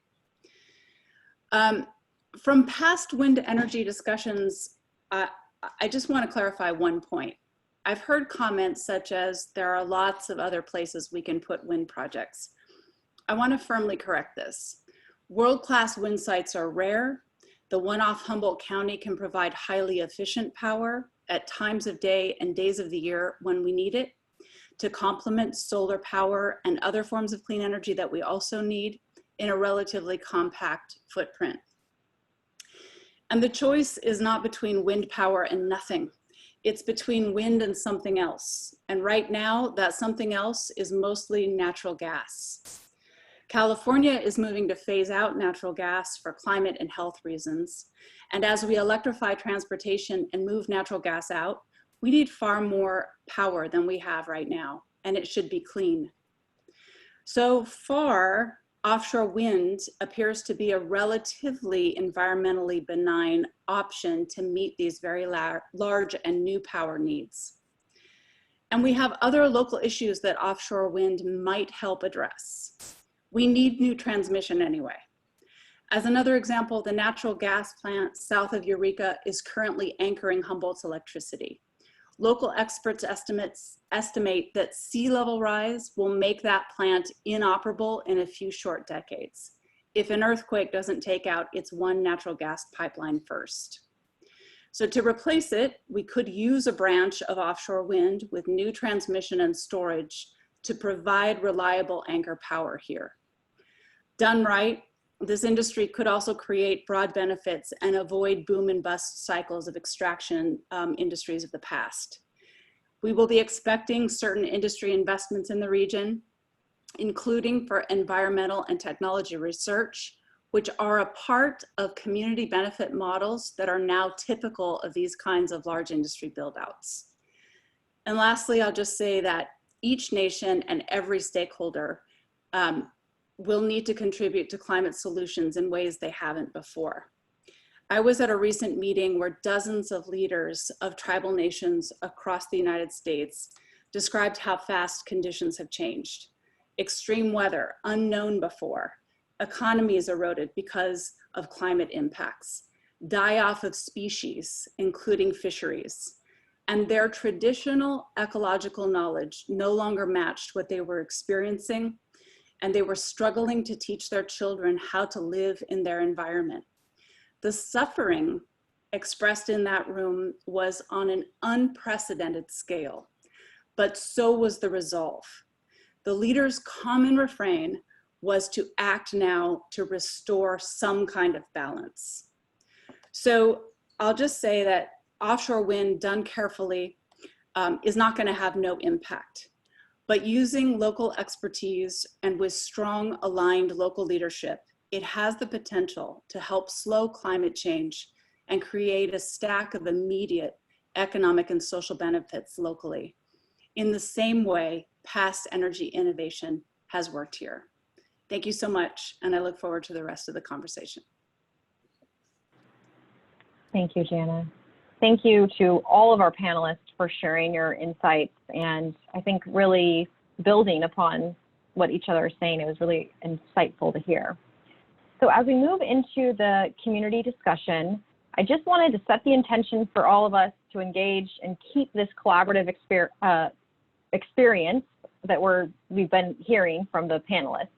And today's discussion is, in my mind, really a unique opportunity for all of you to be together and to talk about the development that could happen in your neighborhood, right, in your community, and to talk openly and honestly with your neighbors near and far about what you think those positive and negative effects could be. So we have just shy of an hour, but about an hour for this discussion. And so I'm hopeful that, and pretty confident that we can get to hear from a lot of folks. Again, we're unable to open the lines just because of the large number of participants, which is fantastic. So we will continue to invite your questions, your comments, your statements, perspectives through the Q&A and through the email. And I will read out a mixture of questions and statements that reflect the diversity of folks that we have on today's webinar and address those to the appropriate person, but welcome anybody to follow up if you would like to address a question and I don't pose it to you. I'm not trying to be put you in a box. Also wanted to remind folks that the Schott Center will provide a transcript of all of the questions and the statements that are submitted during this webinar and make those available to the public on their website. And importantly, questions and comments will be recorded anonymously unless you state otherwise. So as you're submitting your questions and your comments through the Q&A and the email, if you include your name or your affiliation or other identifying information alongside your statement, then you're giving consent for that information to be shared publicly. Okay, so let's start with the questions and comments that we've received so far. And also just to say out loud, some of these have been coming in when Arnie was speaking, when Lori was giving her presentation. So we've been getting good questions and I'm excited to turn to these. Okay, so a question to speakers and panelists, open for whoever wants to take a first shot, from Andy. How will the combined effects of this project and the Marine Life Protection Act fishing restrictions affect fishing, tourism, tax base, and other economic opportunities in the Humboldt Bay region? And I would like to clarify that there is no confirmed project at this stage. So welcome the panelists and speakers to speak to a hypothetical outcome.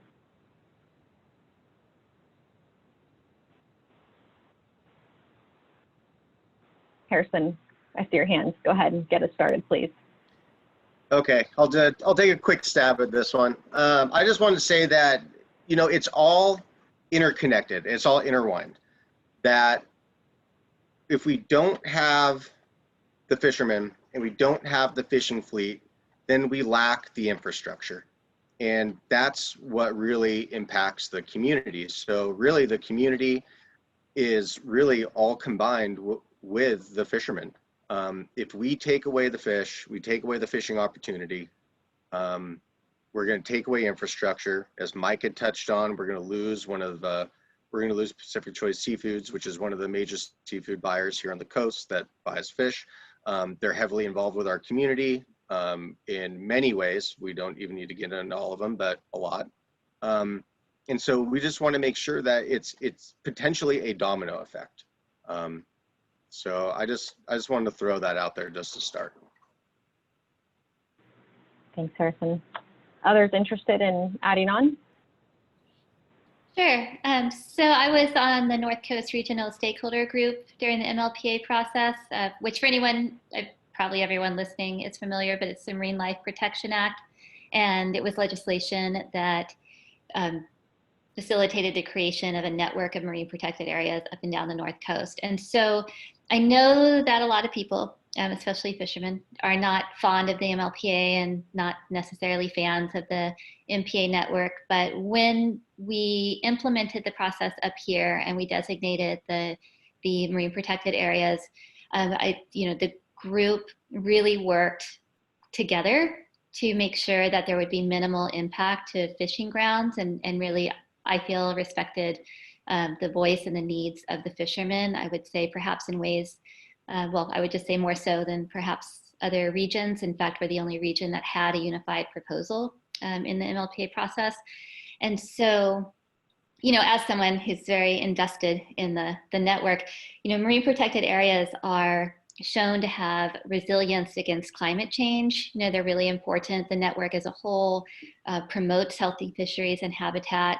And so, the idea is that here on the North Coast, that the impacts to fishermen would be minimal, but it's, there's two things of concern with the potential wind project, which would be, as Harrison mentioned earlier, we don't know what the environmental impacts would be, and the potential electromagnetic fields and how that can disorient and displace marine wildlife.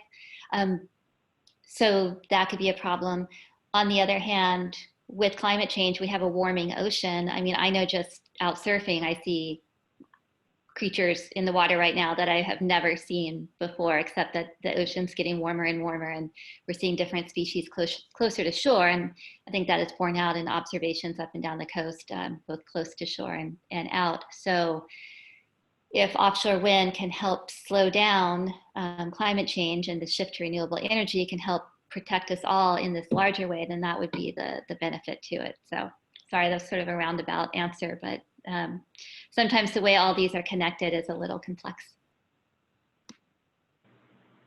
Thanks, Jennifer.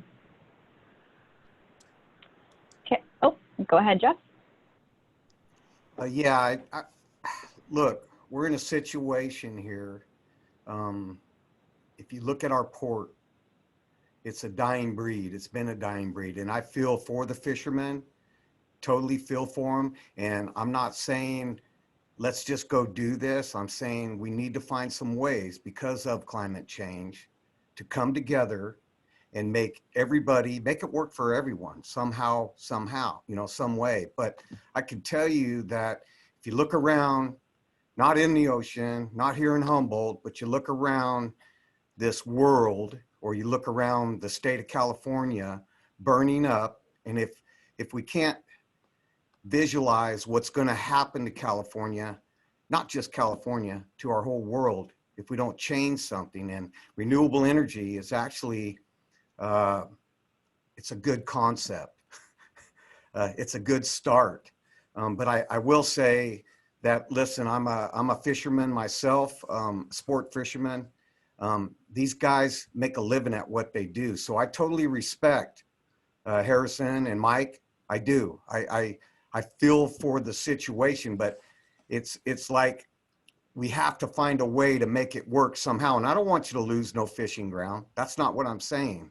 I'm just saying we need to come together as a group and as all the stakeholders, and come up with a solution on how we can make offshore wind instead of it just being no. We don't even have an ice plant here anymore on Humboldt Bay. I mean, if you look at it, we have very few little docks except in the marinas where the boats are kept. The pulp is gone, the pulp sawmill, and I'm grateful for that. Environmental disaster, okay? But, I don't know how we do it, but I appreciate you guys, being involved. I'd like you to be more involved. I'd like you, some of the coalition that I'm working with, like I had mentioned earlier, with Bright Line Defense and Environmental California. And Jennifer, your name came up the other day from Dan over there, said, and I just met you on here and I'm grateful. But I don't know how we do it, but I think we need to come together and have everybody a seat at the table, and let's come up with a plan that'll work for everyone. So that's all I have to add to it. Thanks, Jeff. This is obviously a great opening question. Mike, go ahead. I know you wanted to add. I just want to reiterate and point out that the economic ecosystem that Mike Anderson is mentioning and Harrison related to the robust nature of the fleet, or trying to keep it that way in terms of like keeping these infrastructures, that's also tied to these types of proposals relationship to the infrastructure as the harbor as a whole. And we've had these discussions over decades over one proposal after another, because we really are bumping up to the unsustainable place with relationship to port and transportation infrastructure as it exists on the peninsula and around the bay, and the income sources beyond just commercial fishing in order to sustain that have been pretty tenuous. And so it plays into that discussion, certainly, for sure. But I think the bright light in that is something that Jennifer mentioned, which was, in that MLPA process, this was a community that was able to, even though, not everybody was happy. Matter of fact, probably everybody wasn't totally happy, but at least there was, a unified proposal that came out of that with the leadership of our fishermen and leadership of Surfrider and leadership of others, that we were able to get something out the door without, having complete collapse of that process, which really would have been pretty detrimental. And so just acknowledging that economic ecosystem is important from an infrastructure perspective, and that I think with people like we see here right today and many others, I think if there's something that moves forward, this is the group of people that could make that happen. But again, we're gonna have to see what it is. Thanks, Mike. And I know that Mike Anderson is also wanting to include some thoughts. Go ahead, Mike. I just wanted to say that we are, as fishermen, we are not against renewable energy. And Jeff, we do have an ice plant here in Eureka. It's at Pacific Seafood. But the MLPAs, the essential fish habitats, the RCAs, we've dealt with all these, and we've learned to operate around them. My concern is the locality of where this wind farm is. And I said it before, it is in the heart of the Dover spawning grounds and the Petroleum spawning grounds. These grounds between Eel River Canyon and the reef off of Trinidad, they're some of the most productive grounds we have. And nobody knows what these transmission lines and the activity is going to do to these fish. And it would be a real shame to destroy a fishery over an energy source. It could be someplace else. That's all I want to say. Thanks, Mike. Okay, I think that was a really great starting question. I'm going to move us forward so we can get through a few more questions. This is a question from IK to Lori. How and to what extent have tribal fisher people been involved in the process so far? Does this team plan to capture feedback from regional tribal fisher people and traditional food practitioners or the Humboldt State University on-campus Native American students, departments and programs such as the Native American Studies and the Indian Natural Resources Science and Engineering program, as well as the Indian Teacher and Educational Personnel program? Let me know if you need me to re-say those programs. I got it. Thank you. Okay. I think that's a really great question, and in consultation with tribes for this study, instead of doing interviews with tribes, we had these 2 meetings where tribes were the first to be presented with findings from the study and to gather perspectives. And I think it's an important next step to think about how tribes would want to see their views and perspectives captured. It would be important that they played a key role in how that information was collected and communicated to protect confidentiality. And I think I'd rather kind of move this question to Jana to maybe discuss how tribes have felt about engagement on the topic so far and what they'd like to see going forward, including studies maybe to represent more of the views. Thanks, Lori. Jana, welcome your thoughts. Yeah, so I think there's a couple things. One is that, of course, each tribal nation is separate and distinct. Each tribal nation is going to have its own its own approach to a initiative that's this large and this potentially impactful, along the continuum of impacts that could engender, from economic prosperity to environmental impact and everything in between. And the tribes actually have been part of, I would say, a fair amount of meetings going back 4 years or so, when the California technical, I forget the exact term, it's the Technical Council for Offshore Wind Energy that works with BOEM and others on this initiative. So it's not a new topic. I think, as we've heard, that as we get more and more information, and we're going to have to square up to the fact that we're going to have to do a lot of reading. We're going to have to do a lot of investigation about all of these impacts and what the experts say and what the science says about impacts to fisheries and other things. So we're going to have to square up to that. But in my meetings with tribal nations on the North Coast, probably 15 to 20 tribes in total, the concerns about the environmental impacts and specifically entanglement of marine mammals has been a common refrain, but also careful optimism about what this might mean for increased economic opportunities across all sectors. So I'll leave it there. Thank you. Thanks, Jenna. Okay, we have a question from Jim to Mike or Harrison. Can you envision a way that an offshore wind project could be developed on the North Coast and coexist with the fishing industry? What would a successful offshore project look like, and what would a compatible relationship look like for the local fishing industry?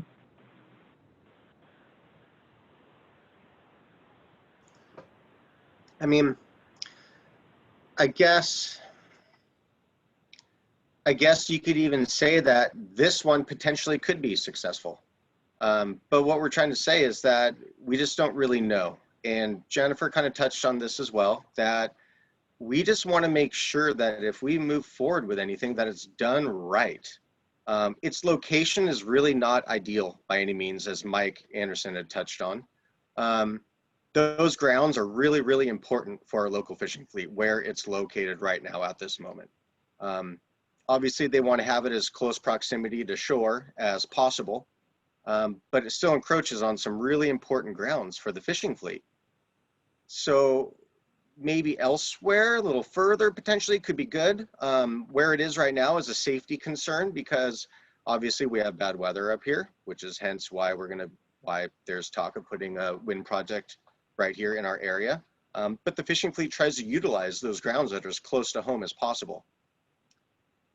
Not to say that it couldn't work. We just want to move forward and make sure that we do it right. I'm not sure if there's been enough studies that have gone on with the wind farms that have taken place on the East Coast of the United States and Europe. But we just don't want to rush into anything. We want to make sure it's financially feasible.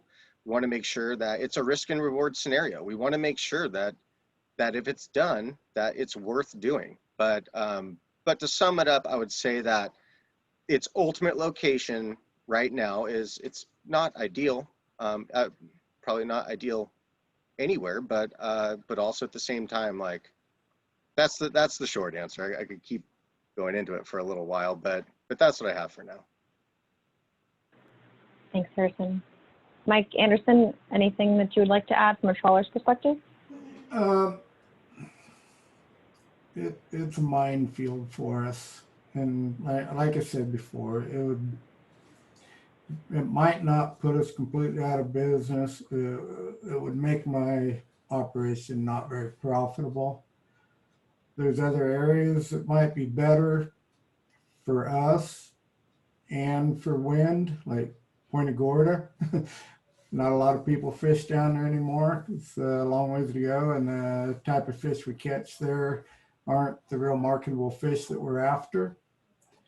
But then you got a problem with the transmission lines. You have to run them too far, and transmission lines are expensive. So it might not be feasible to put a wind farm off Point of Gorda, and the weather is bad down there. So, no, I'll leave it at that. Okay, thank you both. We have a question from Mike to all speakers and panelists. The COVID-19 pandemic has highlighted the importance of our commercial fisheries to our national food security. When meat packing plants had to close due to COVID-19, our fishermen continued to provide a highly regulated source of protein for North Coast residents, California citizens, and citizens of the nation. How will securing our food security be incorporated into this conversation? I also want to add that there's a related question from Andy. Where does food security supplied by essential fishing industry fit into this cost-benefit analysis? Go ahead, Harrison. I mean, Mike is spot on that. We in California and on the West Coast have some of the most highly regulated, most sustainable fisheries in the world. And we really need to recognize that. Our fisheries are really the most highly regulated in the world.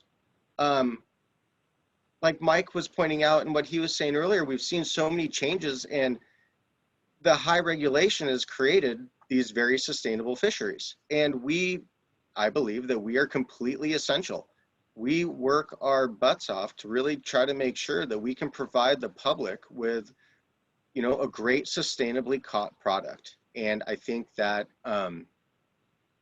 as had been asked in the question, that, you know, since the pandemic, we definitely saw a huge rise up and down the entire West Coast, and especially in California, of all the ports, that there's so much local seafood that have been coming directly from the boats into the ultimate consumer.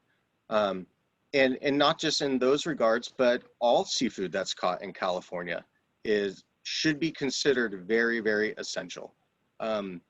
We don't want to squeeze out our local fishermen. We don't want to have to rely on farm-based seafood and or you know, imported seafood.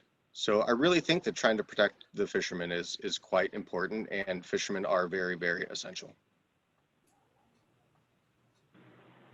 Thanks, Harrison. I'll add on. Go ahead. So, Go ahead. Is it okay? Yes, please. Oh, okay. So fish is probably the best protein we can eat. And like Harrison said, we have the best fisheries in the world. Farmed fish are only as good as what you feed the fish as far as health qualities.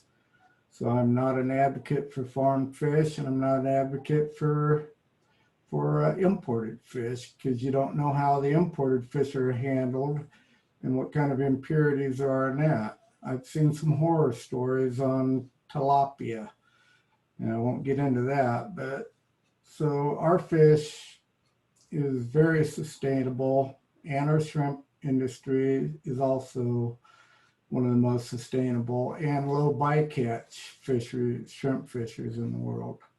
And shrimp fishers are also trawlers. They just don't fish as deep as I do. So yeah, we need the fish during these type of times that we're in right now. Thanks to you both. Okay, we have a question from an anonymous HSU student to all panelists. In what ways do the panelists think that the local community's concerns brought up during previous land-based wind farm debates differ in a debate over offshore wind?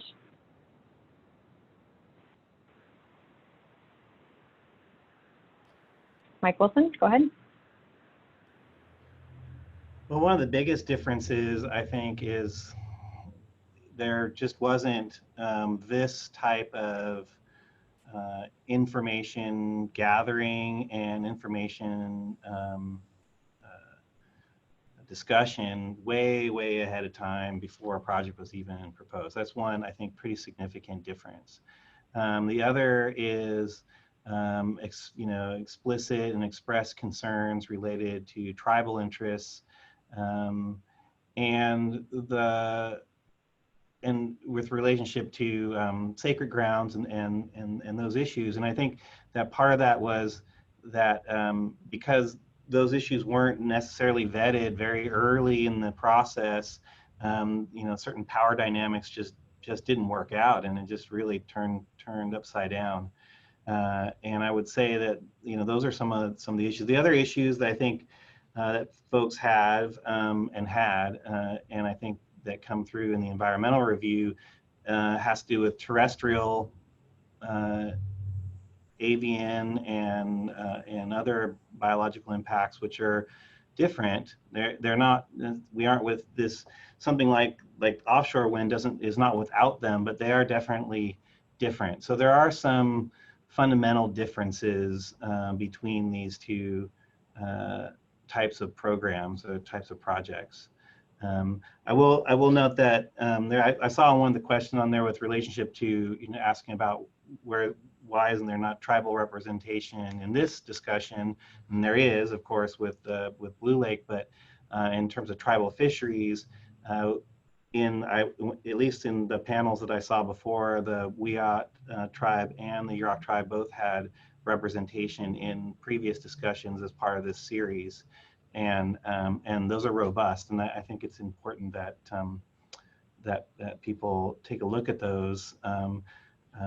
I mean, for everything, not just for the tribal perspectives, but really for the background provided in this, including an issue that's being brought up here today with relationship to the potential impact of electromagnetic fields, and that I think is discussed in what the second of, or maybe the second of this series. I'm not saying that it's been satisfied or anything like that, but there is a fairly robust discussion of that issue in this series. Just following up on what Mike is referring to, I'm not sure if folks are tracking the questions coming in from the Q&A, but there was a question that asked, is there a reason why a representative from the Wiyot tribe is not on the call? And is there a specific reason why the tribal panelist presents last? And so I think Mike spoke to that a bit. Arnie, welcome you to add on additional information as you see fit. So I will, I guess note two things. One is that, as was mentioned, a representative from the Wiyot tribe was a panelist in the last session that focused on port and coastal infrastructure, and really appreciated that participation. I guess as a second note in terms of the ordering of the speakers, I don't see any of the spots in the lineup as being advantageous or disadvantageous. I think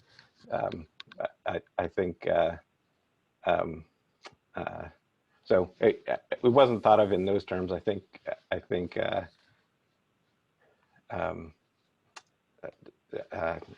speaking last is actually a very advantageous position, because that's the last person that you hear before you go into the Q&A. Jana, welcome you to speak. Thanks. So I'll just follow up. One of the things that I want to make clear is that and this is partially my own experience in being involved in wind energy discussions on the North Coast over the last few years, and specific tribal meetings on this topic. The United States Bureau of Ocean Energy Management has a California Intergovernmental Renewable Energy Task Force, and tribes on the North Coast and the Central Coast, where these projects are deemed sort of at the first pass viable, have been a part of those discussions now for many years. So this isn't the first series of meetings that tribes have been a part of, nor will they be the last.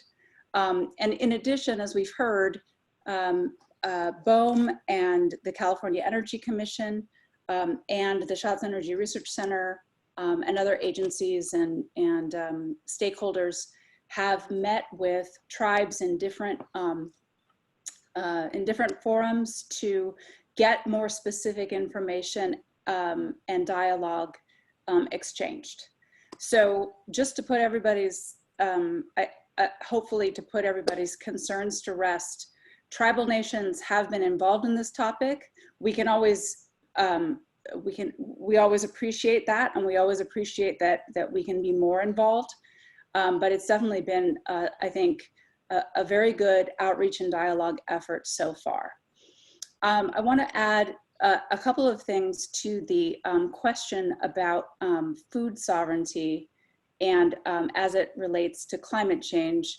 The fisheries are one area that's seeing significant impacts from warming temperatures and a host of issues related to the climate. But the Blue Lake Rancheria tribe in particular sees climate change as a threat to food sovereignty overall and food self-sufficiency overall.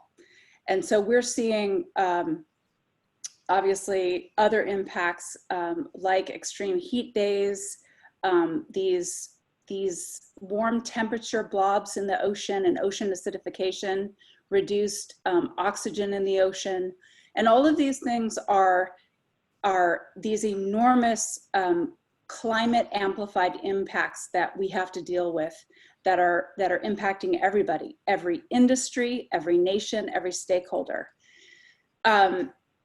While no project is ever going to be perfect, offshore wind has the potential, again, if done with as much sensitivity and as lower impacts as possible, to make a dent in climate change and in the electrified power that we need. And that will improve a lot of conditions for everybody. And so we look forward to exploring that in a very measured, but very thoughtful and in a way that pays attention to the traditional ecological knowledges of tribal nations and also the science that's coming to the fore through efforts just like this. Thanks. Thanks, Jana. So just wanted to read out a few comments because we have invited folks to submit comments in addition to questions. And this comment pertains to the discussion that we've just had, the mini discussion in our big discussion. So we have a comment from an anonymous attendee. Because of the need for clean energy and to reduce the warming of the ocean, and due to the many impacts to fishing from wind plus other projects, it seems we may lose local fishing with its benefits of local food and food security. Maybe the wind project could offer a buyout for fishermen to retrieve their investments. We also have another comment from an anonymous attendee. Why not have a constant stream of funds to displaced fishermen with the plethora of money being made from the wind farm? In this case, either the people who work suffer or the environment does. People should be incentivized to buy in. Another perspective. And another comment from an anonymous attendee. An agreement like the Morro Bay Cable Committee could help compensate for losses to the fishing fleet. So thanks to folks that are submitting those, and we'll have others and read those aloud as well. Now we have a question directed to Arnie as it pertains, I think, more so to sessions 1 and 3 from an anonymous attendee.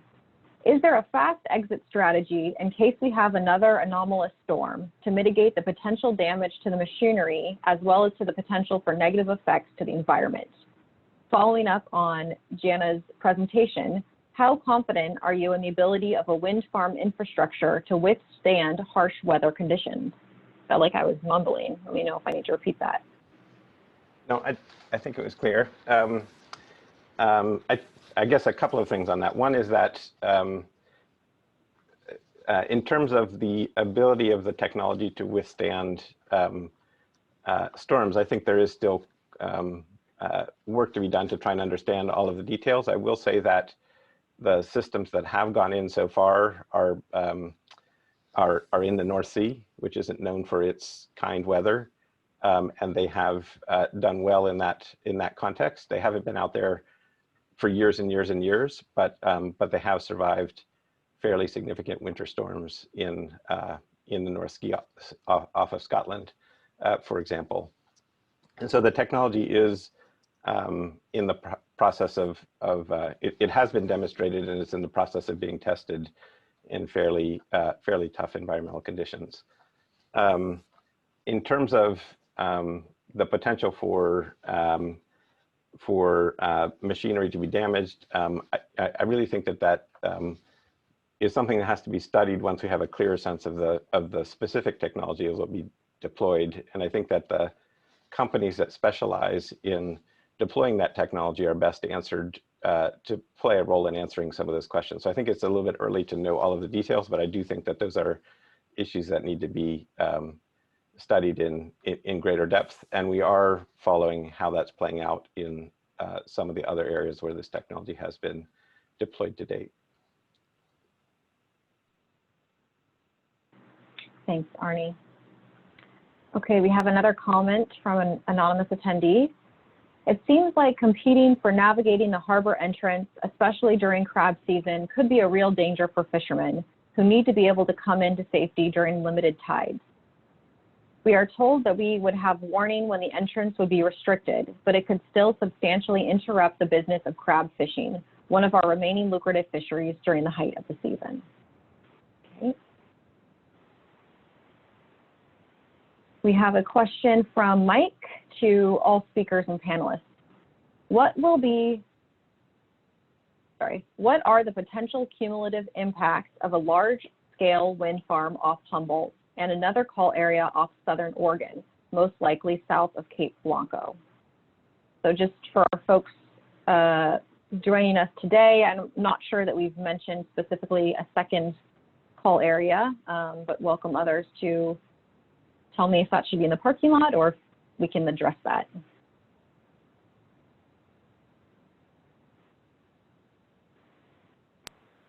Can I chime in on that, Sarah? Please go ahead. Yeah, obviously it hasn't really come up for discussion here. I'm not sure if it has in the past webinars that you guys have done so far, but yes, they are discussing another call area in Southern Oregon as well.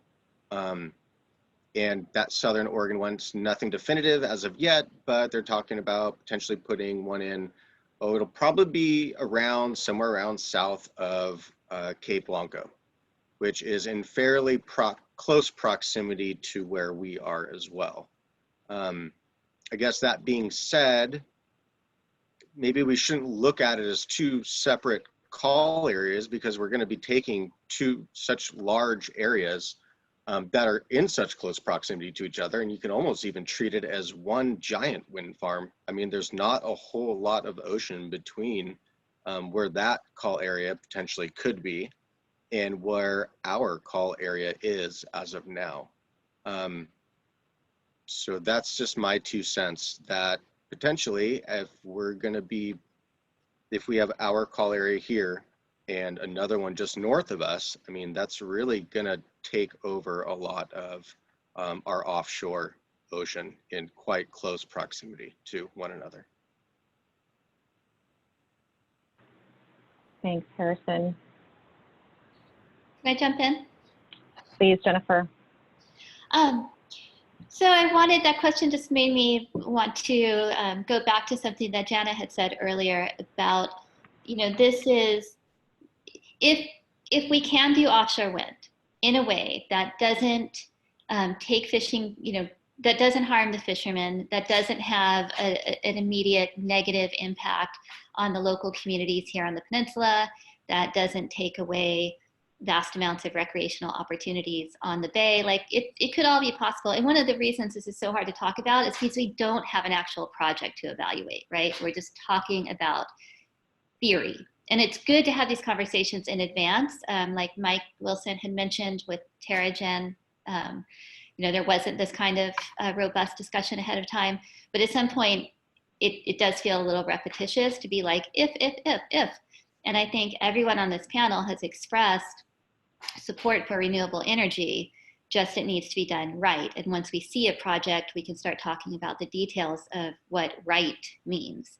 But I wanted to just reference Jana because, as you said, Jana, that this is one piece of the larger puzzle that we need to figure out if we are going to adapt to climate change with any success. Because ultimately, the cumulative impact of climate change is going to be insane, right? It's going to make our world uninhabitable at some point. It's making places in the world uninhabitable as we speak. I mean, we're pretty lucky here in Humboldt because the weather will just kind of get sunnier and nicer for a while. But Humboldt Bay is ground zero for sea level rise, right? So there's going to be sea level rise impacts in Humboldt Bay quickly, like that we don't even talk about here and nearly enough. But there will be serious consequences to Humboldt Bay because of that. Again, we're experiencing marine heat waves, these warm blobs in the water. We're worried about how whales might be impacted by offshore wind, but we're also seeing whales wash up in record numbers because they're starving to death. Same with marine animals because the theory is because their food sources are being depleted because of the changing temperatures and all these different things. So, although everything that I said earlier about all the concerns and questions that need to be answered about feasibility and the different impacts and the very real need to look out for our fishermen for all the reasons that have been raised. All those things are real and significant, but I do want to just, echo Jana about the concern about climate change is also really should be front of mind. So wanted to put that out there. Yeah, and I just want to chime in, Jen, and just say that, again, like the research that was done by the Schatz Energy Research Center and all of our local experts right now that's in the library online for us to access, it is important for this community to avail themselves of this new resource that's specific to the North Coast environment, that's taken these what ifs and taken the first pass at winnowing them down into actionable information that is there for all of us to access. So I would just say that, again, I'll say it again, we need to square up that we're going to become researchers and we're going to have to learn a lot about this technology and this industry. And that's okay, because we have the local expertise like yourself and others at this whole panel and others in this community that make that possible. So I'll leave it there. Thank you. Thanks to all of you. Can I just touch on this just a little bit, Sarah? Sorry, just since we're having a discussion, I'm no professional by any means. It's sort of like what Jana said, that probably definitely need to do more research than commenting on all of this as well. But I think that Jennifer is completely right that, we really do need to focus on coming up with renewable energy. Obviously, we're seeing the earth change. Obviously, we need to do something better. And renewable energy could be a source to help with that. But then touching back on a couple questions ago, when it came to offshore wind energy versus land-based wind energy, sorry, Jen, but we're going to go back into the what ifs. But also, like I said, I'm not a professional on this, but it's also a risk and reward scenario. We need to make sure that it's feasible. Is putting these windmills way offshore going to be completely feasible with basically, we're going to be using these giant diesel guzzling boats and ships to be going offshore in some of the harshest environment that there is, that we know on this planet, to maintenance and run these windmills, compared to potentially being able to drive a truck to one that's on top of a hill somewhere. Just throwing out there as devil's advocate, I can almost guarantee you though, it would be less of a carbon footprint if windmills were on land. That's all. Thanks. I'll just like to jump in on Harrison's last comment. There is some research on the life cycle carbon profile of land-based versus offshore wind, including both fixed bottom offshore wind. There's less on floating platform offshore wind, but so there are data And we talked about this a little bit in the second webinar in the series, so I encourage people to go and look at that. The short story is that there is not very much of a difference in the carbon profile between offshore wind and land-based wind. And the reason is that there is a little bit, perhaps a little bit more carbon associated with some of the operations associated with offshore wind, but the capacity factor, meaning the amount of energy that's generated per amount of installed capacity for offshore wind is a lot higher than it is for land-based wind. And so when you look at the carbon profile per unit of electricity generated, they're pretty similar. And the difference between fixed bottom and floating platform offshore wind appears to be negligible. They're very, very similar. And all of them are dramatically lower than natural gas and or even somewhat lower than solar-based solutions. And so these look, land-based wind and offshore wind both look like very good technologies from a carbon intensity perspective in terms of being a solution from that perspective. And offshore wind looks very good in that regard. Thank you, Arnie. Okay, thanks. Just wanted to check in with Jeff without putting Jeff on the spot, but just acknowledging that we haven't heard your voice much. Is there anything that you'd like to share with us about any of the questions or comments, discussion to date or to this point in time? Yeah, I want to reiterate what Mike Supervisor Wilson had said, the differences between the TerraGen project and this project. This project was having stakeholder meetings, or at least started, even before the TerraGen project came about. It was there, but everything was being done under the ground and hush hush.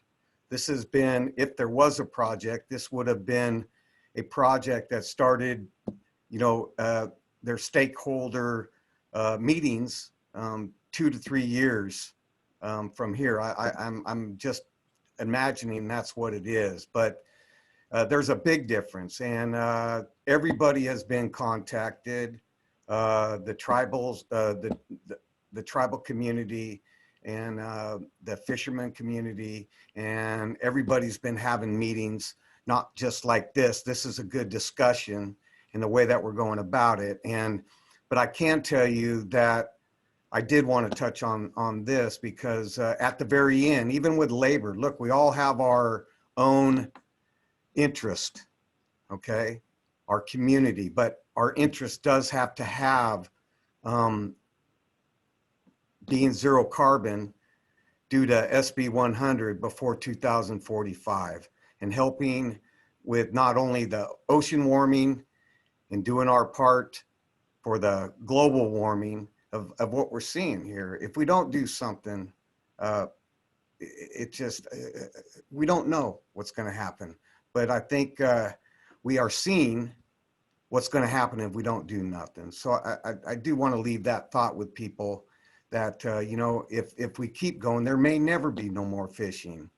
And if we're going to build them damn things, excuse my language, we should build them here in Humboldt Bay if there's a project, and we should float them up all the way wherever the call areas are going to be. I'm not necessarily saying right here at Humboldt County, but Morro Bay. I mean, we could literally turn our harbor into the biggest, or not biggest. We could put a lot of people to work right here locally in our bay. But again, I reiterate that I do feel, I'm no expert. Where the call, I'm no expert fisherman, and I'm surely not ocean geologist, but I do know the information I read. I think we can come to some kind of conclusion here with all parties interested. And you did put me on the spot. But that's good. Thank you.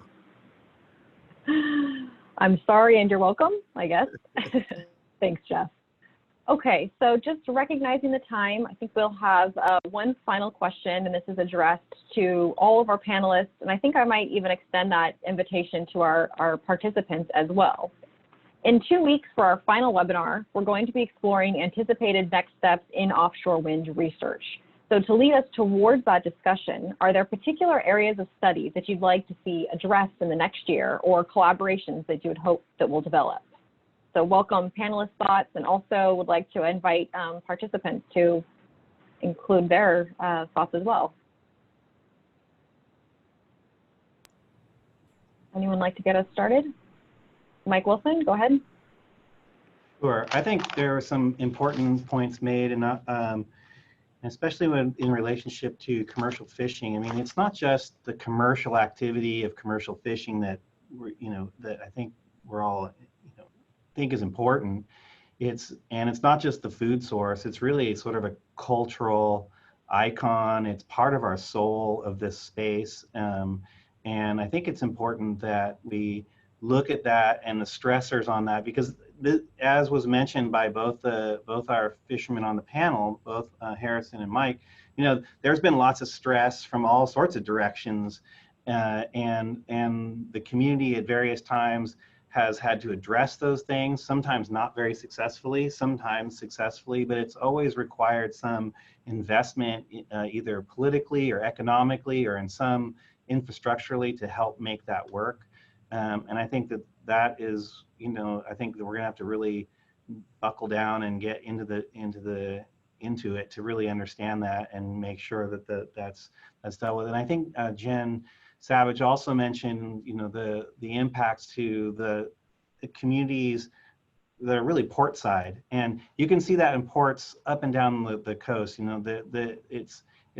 For the most part, port side communities are not very well represented, and they aren't very well, they're just not economically advantaged in any way, and you almost never see them really deriving the value of being right next to a port.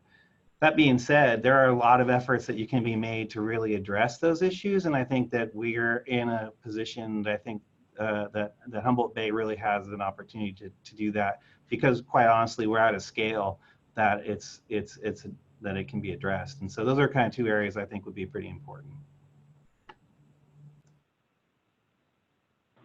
Thanks, Mike. Others that would wish to share their thoughts? Can you see me? Go ahead, Mike. I can. I'm sorry, I have to scroll to see all of you. Go ahead, Mike. I might be a little bit off topic, but I'm kind of being a selfish remark here. But fishermen are a little unique, as we're not just a job.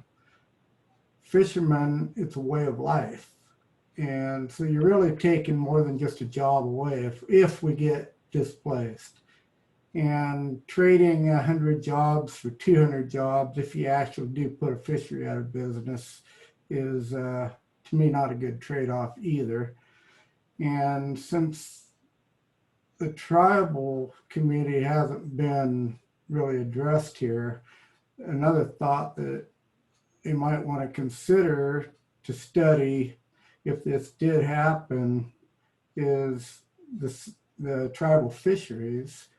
That is, the area we're talking about is where the salmon live in the springtime before they move inshore.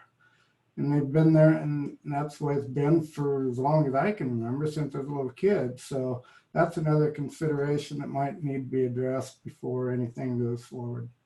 Thanks.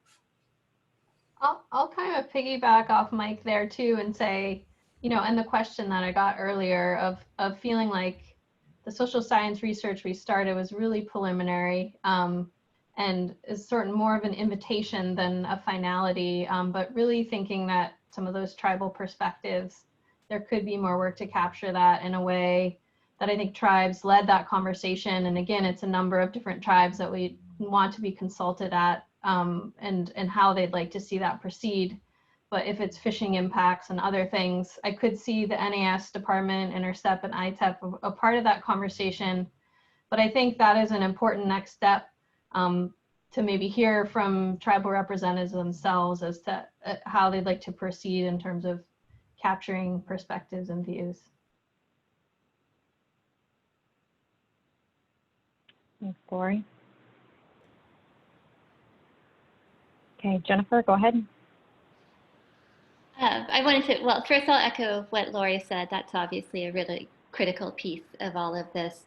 And then, you know, I guess I have two sort of versions of next steps, because as a person who loves Humboldt County and who has lived out here on the peninsula for 18 years and hopes to always live here in this house in Manila, you know, I really would love more than anything to see a way to move forward into a world where we have renewable energy and I can still go buy fish at the docks 2 miles from my house, and the communities on the peninsula are benefiting from the increase in different types of projects that are happening here, right? So, I mean, I want it all. I want the big picture. I want all the things. And so, so as plans begin to solidify, continuing these conversations to start really figuring out what this looks like. And it does make me think again of the MLPA process, where we had like 6 months of meetings before anything concrete happened. And it wasn't until we actually got out a map and started drawing lines that the real conversations happen, and that turned into the work. So at some point that will happen in this process, and I look forward to that. And that's just me speaking as a community member. From Surfrider's point of view, the main things we would want to see in next steps would be just really tangible data about the environmental impacts to the marine wildlife and to the ecosystem and habitats. I know some has been done, but we need more.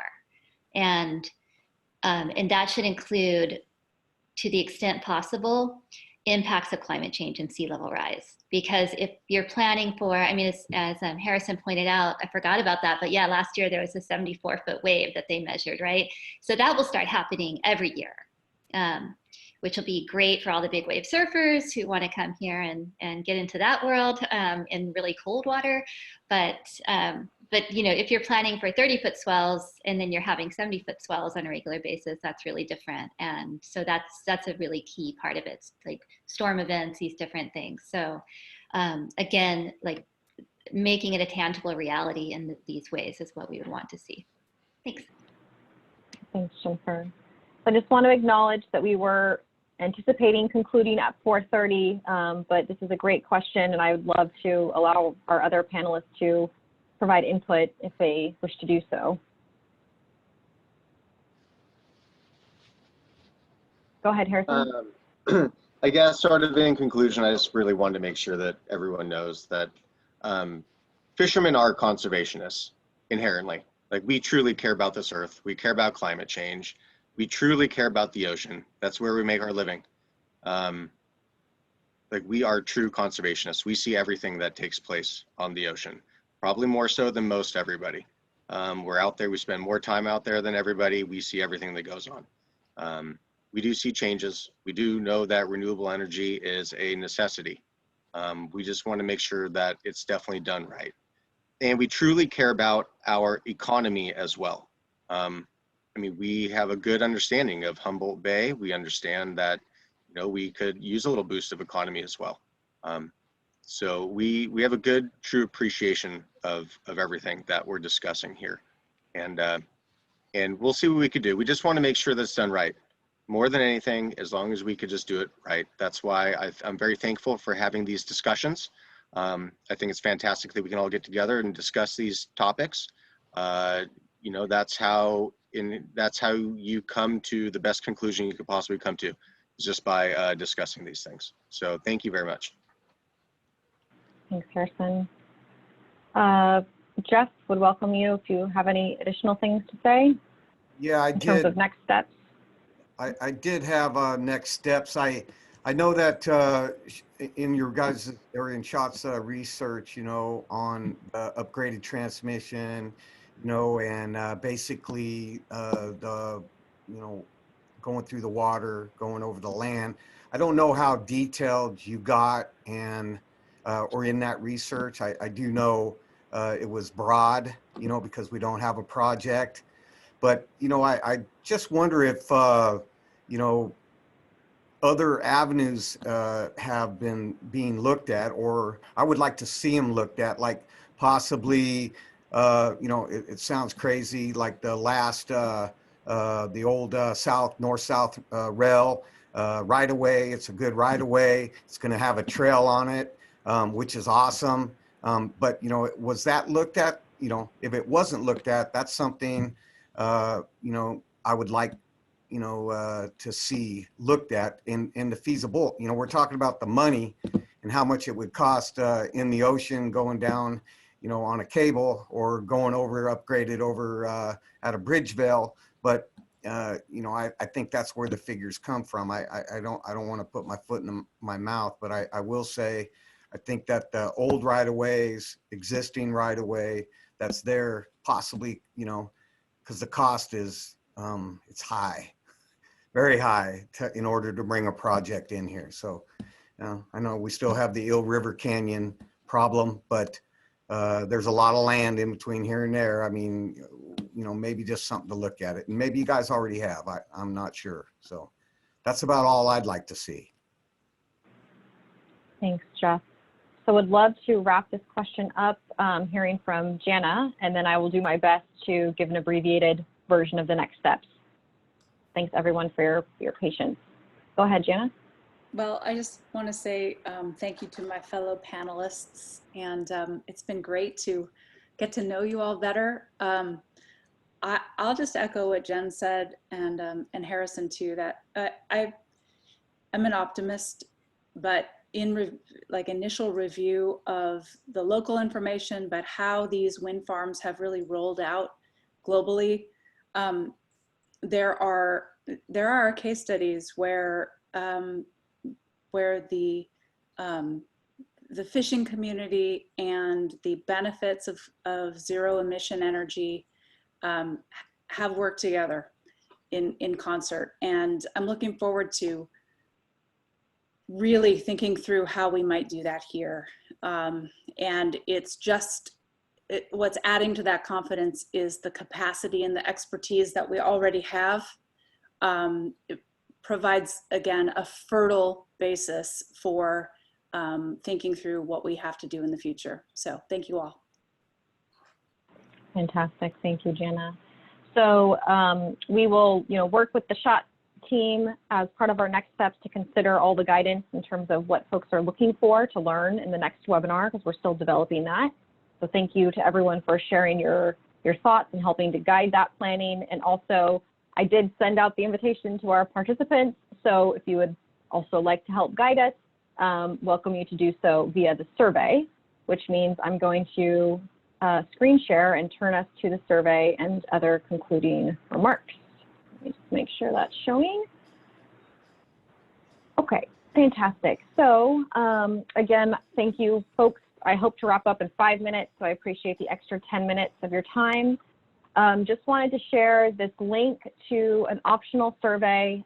We invite you to share your experience during today's webinar. The link to the Google form is shown on your screen, and we will also drop that into the chat in just a moment. We invite you to complete the survey by Friday, October 2nd. And this link will be included in a follow-up email to all registered participants. So welcome you to fill it out now in these last few minutes, but also welcome you to take your time over the next week or so. And just a reminder that feedback is anonymous, and the responses that are shared will be included at a high level in a next step summary. Oh, here we go. So welcome you again to visit the SHOT Center website for everything you want to learn about this webinar series and the related offshore wind studies reports. Today's presentations and webinar recordings will be made available in the next couple of days. As I mentioned earlier, most reports are now available, and I think there's 20 reports available, and there's 3 final reports that we hope to have available to the public this fall or winter, but certainly before the end of the year. I mentioned that Strategic Earth is helping to develop a meeting summary. So this meeting summary will capture the key themes of both the presentations as well as the discussion across the webinar series. And our hope is that it'll be at a high enough level where it's something that you can grasp onto to get a good take of the kind of conversation that was had. Again, if you're looking for details, we invite you to look at the PowerPoint slides and watch those webinar recordings for a more detailed summary.